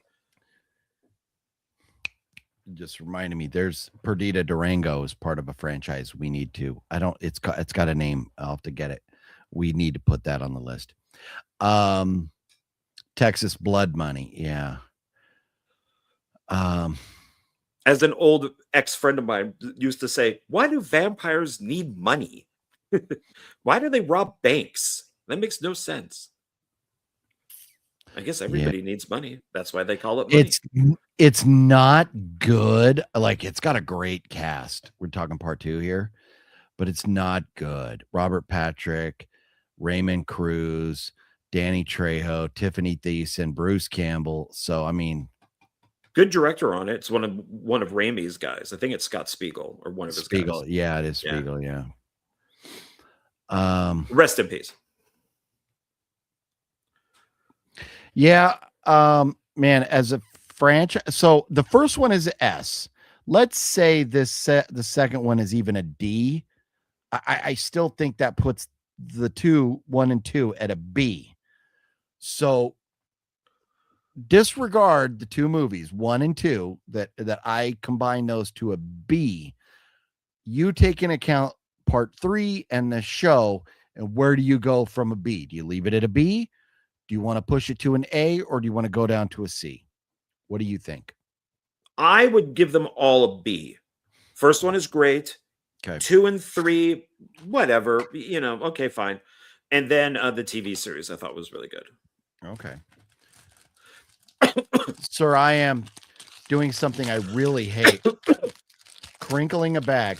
Oh man, last night, on top of it all, no, it wasn't last night. It was the other night when I was at the theater. This fuck in front of me has a bag. I hate people who go to the theater and buy nachos should be shot dead in their seat while they should be killed to death. Killed to death. If you get the nachos that are already in a tray and you're just eating them, fine. But now the nachos are in a bag and you pour them out and then you dip the chip into the cheese. Open your fucking bag of chips before the movie starts, you fuckheads. And of course, I'm not talking to anybody watching. I'm talking to the fuckheads. They'll wait till the movie starts to open the bag. So we have to listen to this. Quiet with the movie starting. And, oh, fuck, I forgot I have nachos. And then every fucking bag, this retard wants to stick his hand back and dump them out, fucker. No, every fucking time he got a chip out, I had to hear this. I wanted to get up and just punch him right in the back of the head. Punch him right in the baby maker. No, the back of the head. Okay. I'll leave the baby maker for you. But so we said From Dusk Till Dawn, we're leaving that at an A for the franchise. I thought we were doing B. Is it A? Yeah, it is A. It is A, isn't it? I think we said A. Yeah. Okay, A. Just don't be a fuckhead and be rude with your nachos. You can have nachos. Chew with your mouth closed. Have a jalapeno, because you can't have nachos without jalapenos. That's un-American. All right, we're coming up on the final stretch here. Here we go. Somebody had mentioned this. Critters. My peeps were talking to me too much. Oh yeah, Critters is all on you, man. I don't fucking know, but I feel like it's a D or an F. Why would it be a D or an F? Because I haven't even cared enough to watch them. Although I think Critters 2 is like one of Tom Devlin's, or is it Ghoulies 2 is one of his favorite movies? No, probably Critters, because Critters is what's his face?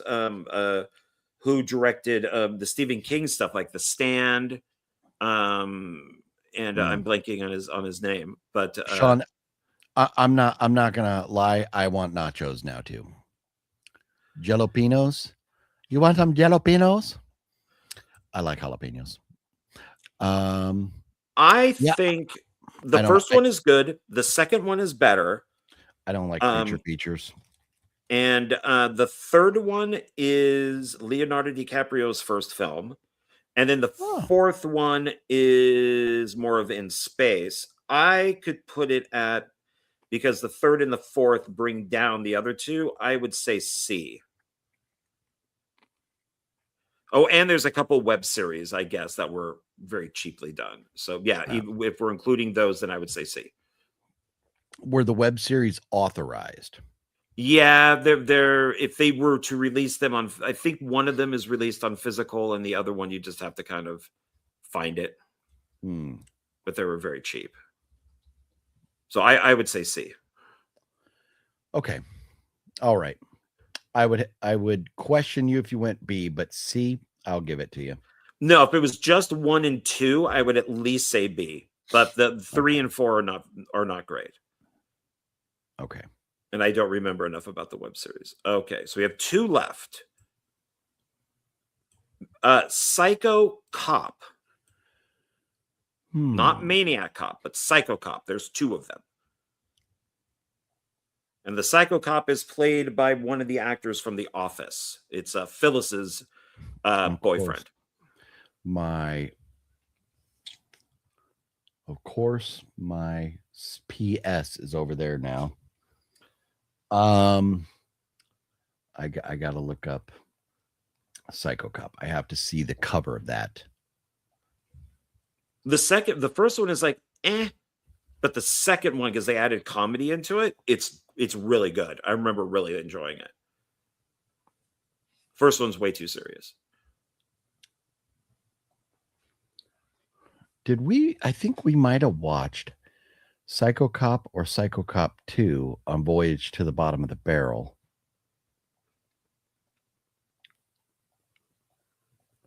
Yeah, yeah, it's not great, but kind of fun, watchable. Psycho Cop Returns, was that part 2? 1993, 20 minutes. Okay. I could go with D because I two looks better.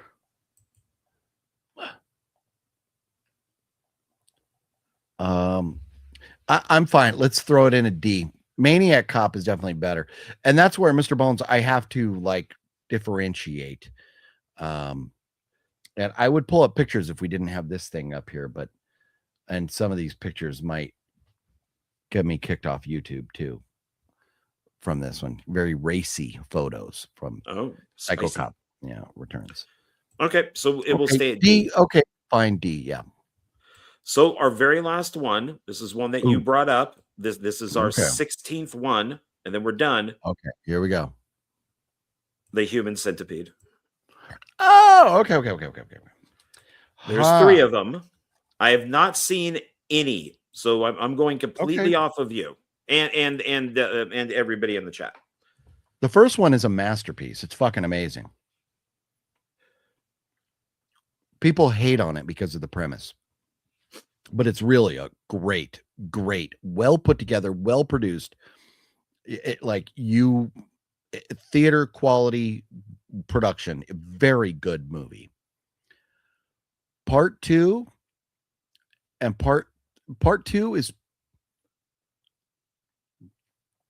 so I don't want to, I said never because I just saw Mr. Bones saying you never go ass to mouth. That is correct. So unless you're a human centipede. Part 2 is kind of like a copycat killer who doesn't know what he's doing. Most people have either seen them or they will never see them. So I'm going to say a minor spoiler here. In the first one, the guy is a surgeon. He is surgically, it's like Walrus, where he's turning these people into something else. The second one, the guy is like a fucking security guard and doesn't know what he's doing. So he's basically using a stapler and stapling people's mouths to other people's asses. And it's cringy, but it's funny. And the third one is just kind of like so over the top ridiculous. So the first one I would give an A. The second one I would give like a C-, and the third one I'd give like an F. But they're all, to me, I'm glad I watched them all.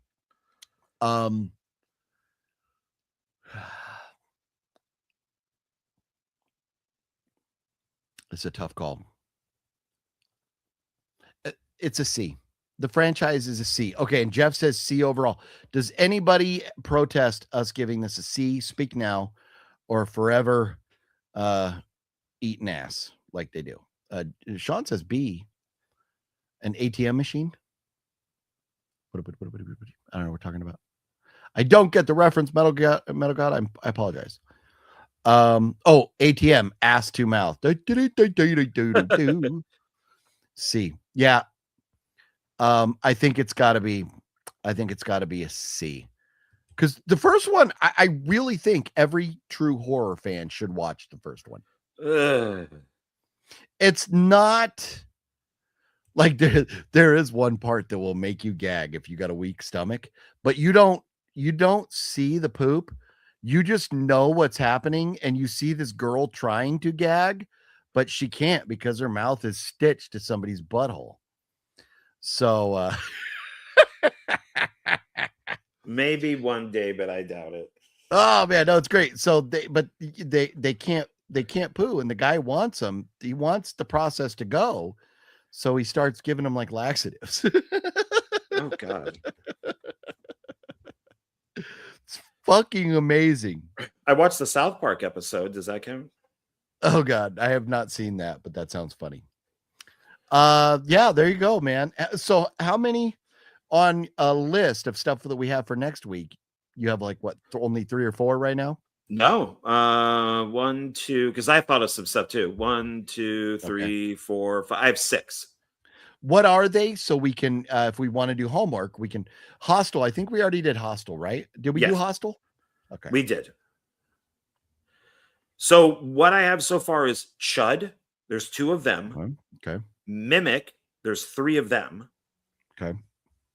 Hitcher. There's 3 of them. I think it was Balzer who mentioned Slumber Party Massacre. So there's 1, 2, 3, 4 of them, plus a spinoff. Hayride 1 and 2, which I've been avoiding because I don't think you've ever seen them. The first one is okay. The second one I really liked. It's basically Halloween 2. And then somebody in the chat mentioned the Toxic Avenger. So that's all I have right now. Hayride.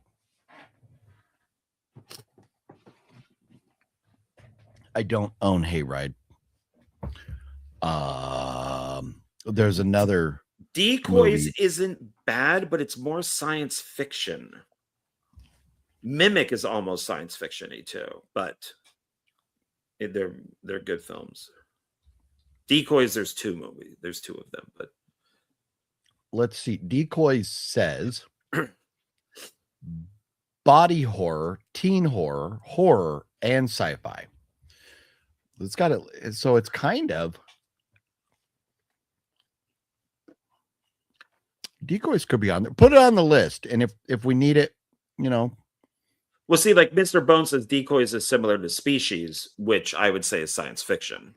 Yeah, but I'm just looking at IMDb. It's So listed Decoys. as body horror, teen horror, horror, B horror, and sci-fi.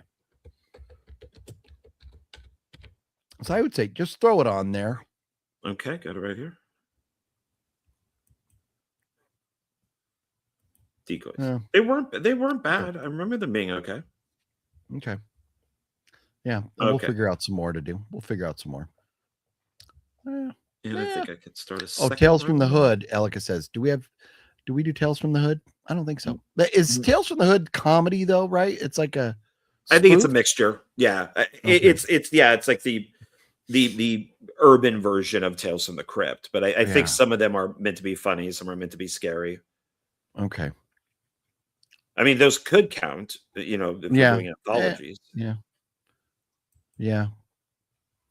Should I add that one? Oh, But they're anthologies? yeah. I've only But seen the first one. Okay. Yeah, I don't know that I've seen any of them. A Reanimator, I think we did Reanimator. We did Reanimator. Yeah. Okay. Well, we'll go through and we'll look into some stuff that we don't have yet. And so, John, if you take pictures, like before you exit out or refresh or anything, scroll up, take a picture, and then scroll down and take a picture. So you get all of it. Well, there's the save right there. So I'm going to take your picture first, though. Yes, I'm going to. And then if you would send me the pictures so I could look at them while I take it down. I'm looking for things. That too, but while I'm looking for other franchise to add, so I don't forget which ones we've already talked about. And my phone is frozen. Of course it is. Sean says, Pumpy, we have already discussed this guy, and I think we did mention how he's kind of rude. He doesn't like to knock.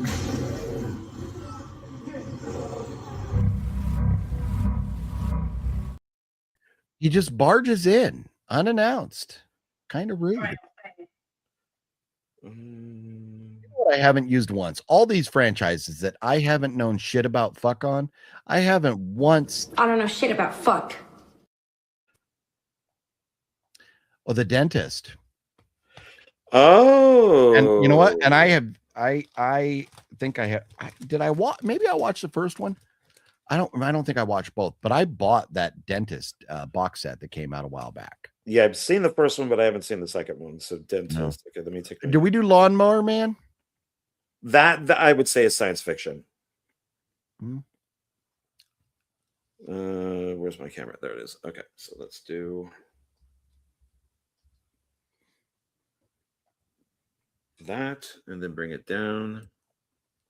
Because we could do sci-fi next. Yeah. Well, it's one of those. It's on the. Because there's also stuff like, there's a fair amount of Stephen King.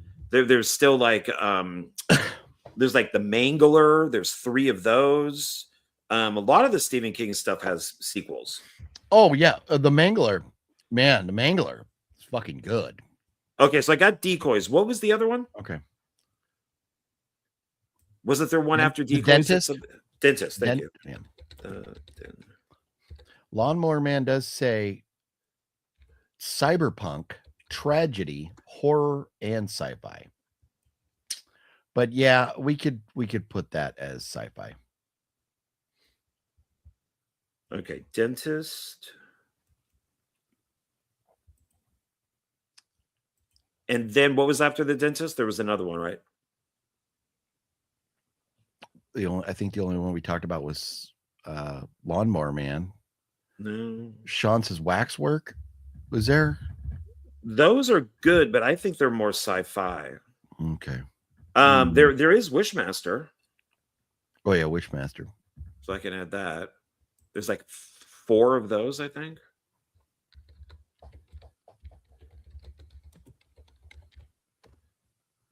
Yeah.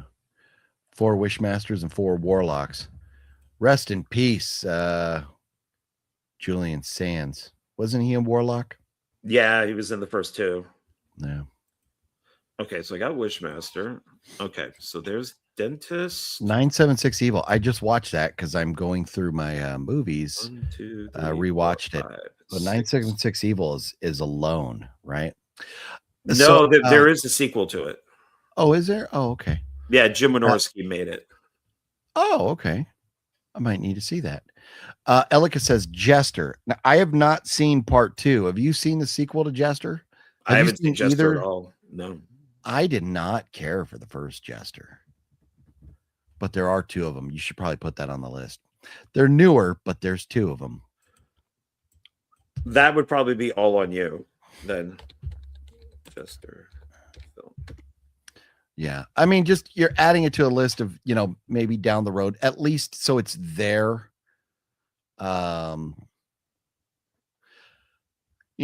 Just something that we can discuss whether we need to add it to the list or not. Witchboard. Man, what did they call that? The one that came out last year that I kind of liked, but a lot of people did not like. It was like the remake of Witchboard. Was it called Witchboard? I think it was called Witchboard, yeah. I Yeah, liked Witchboard that 2025. So okay, Yeah. so Witchboard, that's another one. Okay. Yeah. So I'll put that one up. Yeah, I kind of liked that one. And the sequel has to be Firefly built. trilogy. Firefly. Oh, that's the Rob Zombie. Which we did. Oh, yeah. Okay, yeah. Yeah. Okay, so 1, 2, 3, 4, 5, 6, 7, 8, 9, 10, 11. Because I'm only going to go 15. Well, I was just thinking, list of throwing to have them noted for future reference. But yeah, no, we just want to do 15 a week. Yeah. I mean, yeah, there are Ouija movies, and of course there is Ouija and Ouija 2. Ouija 2 is Mike Flanagan, but there is like a whole Ouija thing. There was a Ouija movie that I liked. I really liked. I don't know if it was the original one. Oh, The Collector. Oh, The Collector Collection. Yeah, a good call, Mr. Bones. That man, those are fucking great movies. God, I hope we get a third one. Yeah, Ouija's definitely. We should definitely talk Ouija. Good call, Ella. Ghoulies we did. Yeah. Wow. Yeah, man. We're gonna have plenty to add to the list next week. This thing is gonna be mighty full of shit by the time we're done. So now with Ouija, it matters if we just want to do those two movies, just Ouija and then Ouija Origin of Evil, because there's two. Origin of Evil is the prequel. That's Mike Flanagan. Or there is endless Ouija movies. So yeah, I don't want the whole like ripoffs. Like I would never like all the Amityville this and Amityville that. No. Okay, so just the two studio authorized films, not the bullshit. So let's see what comes up with like Ouija 2. Yeah, because there's like the Ouija Experiment, which I think has 2 or 3 movies. Oh yeah, they all take place in that movie theater, I think. But we can just stick with the 2 known ones. Ooh, I'll use that picture because it's got both of them on it.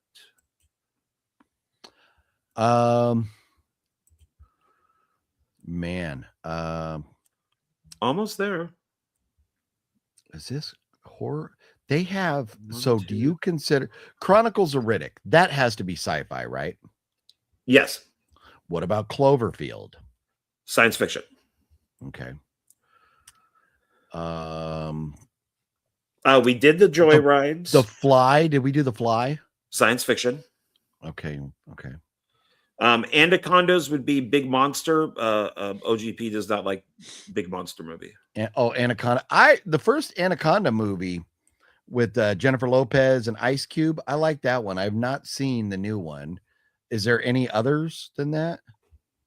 Yeah, because they work with Lake Placid. They eventually teamed up. Ginger Snaps is werewolves. There's 3 of those. That should be in a horror. That should be. We could do that. Ginger Snaps are good. Oh, what about? Well, okay. Is this horror or is this sci-fi? King Kong. That's big monster movie. If we're doing King Kong, then we should do Godzilla. Is it sci-fi or horror though with those? I think King Kong is more sci-fi, like sci-fi adventure. I say leave them for sci-fi.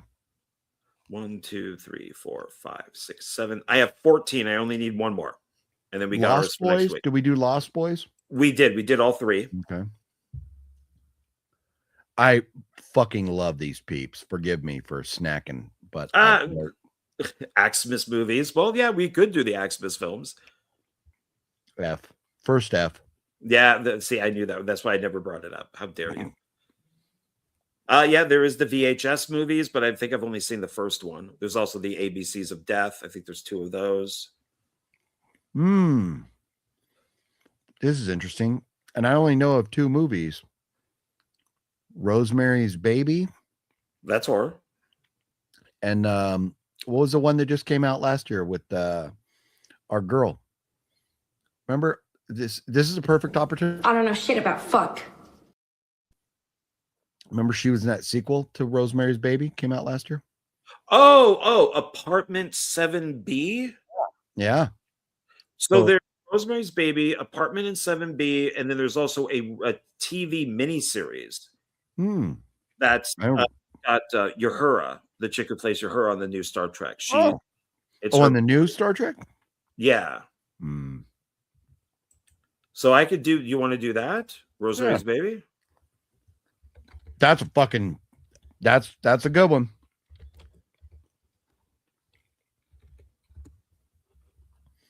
Do we do The Thing? That would be sci-fi. That's actually cosmic horror. But I'd say it's science fiction. Okay, that's actually all I need. That's 15 right there. Unfriended? That would be horror. VHS? Those would be horror. Van Helsing? No. Well, it is horror, but there's not a sequel to it. According to this, there's... Well, which Van Helsing? Van Helsing from Beneath the Rue Morgue. Van Helsing, The London Assignment. One-shot comic. Oh, it's a comic book. Yeah, They're so I books. mean, it's the Oh, Hugh but just the Jackman- one film, just one film. one film, and then a prequel Okay. animated movie. And yeah, and video games and soundtracks and all kinds of shit. But yeah, no, that doesn't. We don't need that. Okay. Yeah, We and got then Metal enough. God Enough's says enough. Species, but I think that Oh, would yeah. be science fiction, so we can Okay. add that when we start doing sci-fi movies. Well, Swamp Thing. Oh, and Toxie. Toxie's in there. I got the poster for that. Okay. Yeah. House of and- Wax, there's two. Well, yeah. I mean, there is the remake. There's Yeah. the original with Vincent Price, and then I think they did a sequel to it, like Mystery of the Wax Museum, something like that. But I'm not sure about that one. I think don't I have House of Wax? What is this? House of the Dead. House on. Where's House of Bones? House of Dust. Yeah, there is House of the Dead. There's two of them. That's zombie. Yeah. Well, we got enough for next week. We'll leave it be. Yeah, got them right here. So we're all set up for next week. I need to go stop eating this bullshit and drink a lot of water so I can fast for my doctor's appointment tomorrow. So I suppose we should call it a night. I don't think Gale is still with us, but Gale, thank you again for Yes, thank you, Gale. the movies. You are too kind to us. We love you dearly. Anybody else who's ever supported the channel, thank you all so very much. Jeff and Tonus, all of you, you just rock. If I forget anybody, forgive me. Did you get the House movies? Cropsy Maniac asks. House we put in there. Yeah, there's 4 of those. Metal God says ABCs of Death. I don't know that. It's like VHS. There is, you know what is interesting, and Faces of Death. There's a new one coming out in the theater, I think, in a month or 2 or something. But anyways, we have enough for next week. So, Ready or Not 2. If you haven't seen it, go see it. It is so good. Hail Mary Project is getting great reviews as well. And by this time next week, hopefully I will have seen, I don't know, I'm so torn, but They Will Kill You.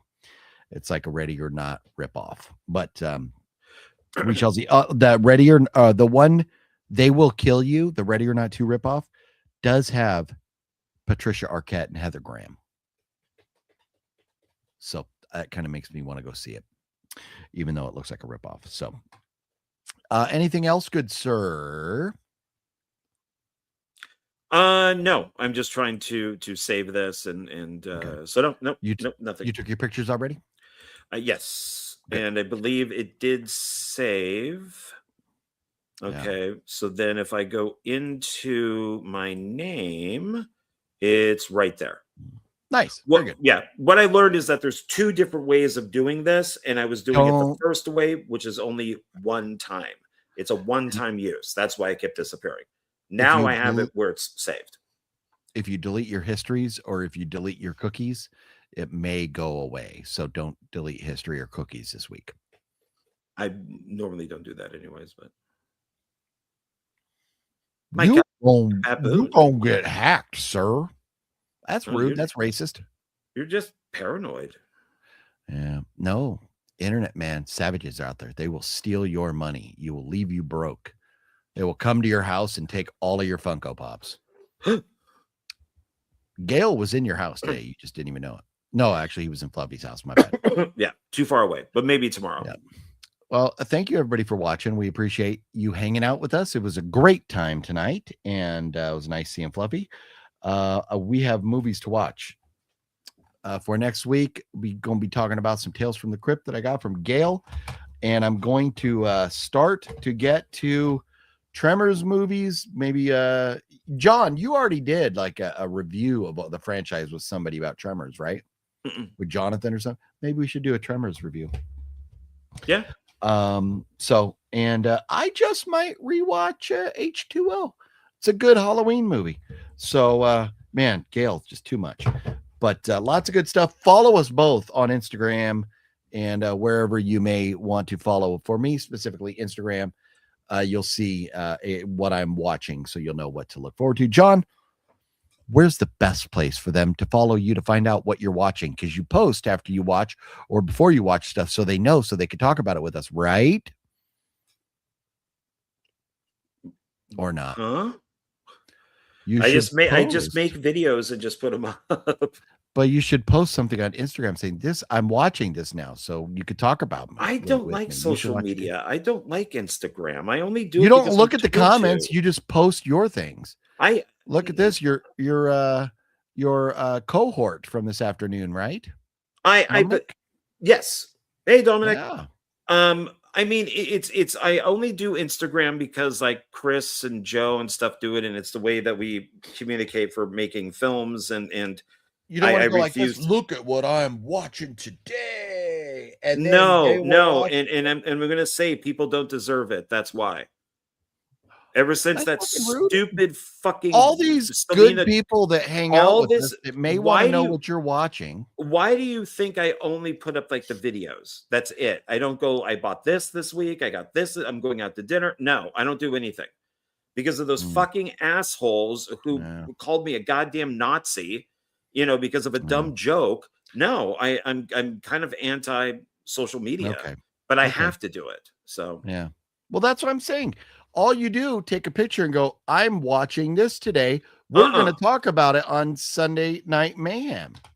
No. Promotion, sir. People can fuck off as far as I'm concerned. No. All these good people. Not these people in the chat. No.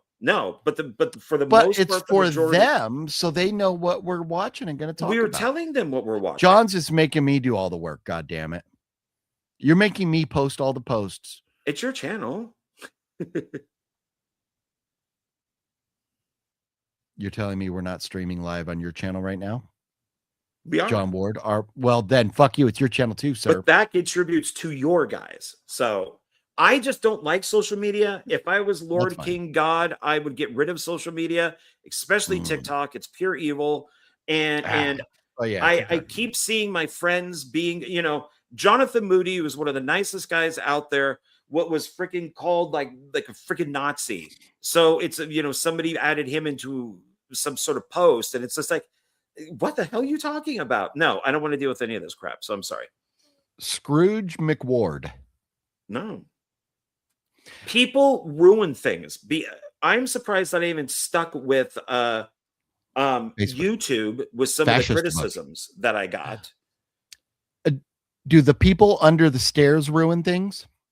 They can, if they don't clean up. And they should probably be added to our list at some point or another, huh? Well, there's only one. Oh, is there only one? I thought there was multiple. Oh, okay. I almost stopped sharing pictures of my cats when this guy goes, "Oh, you're the cat guy." It's like, fuck off. Why don't even entertain them? Why do people like that just don't entertain them?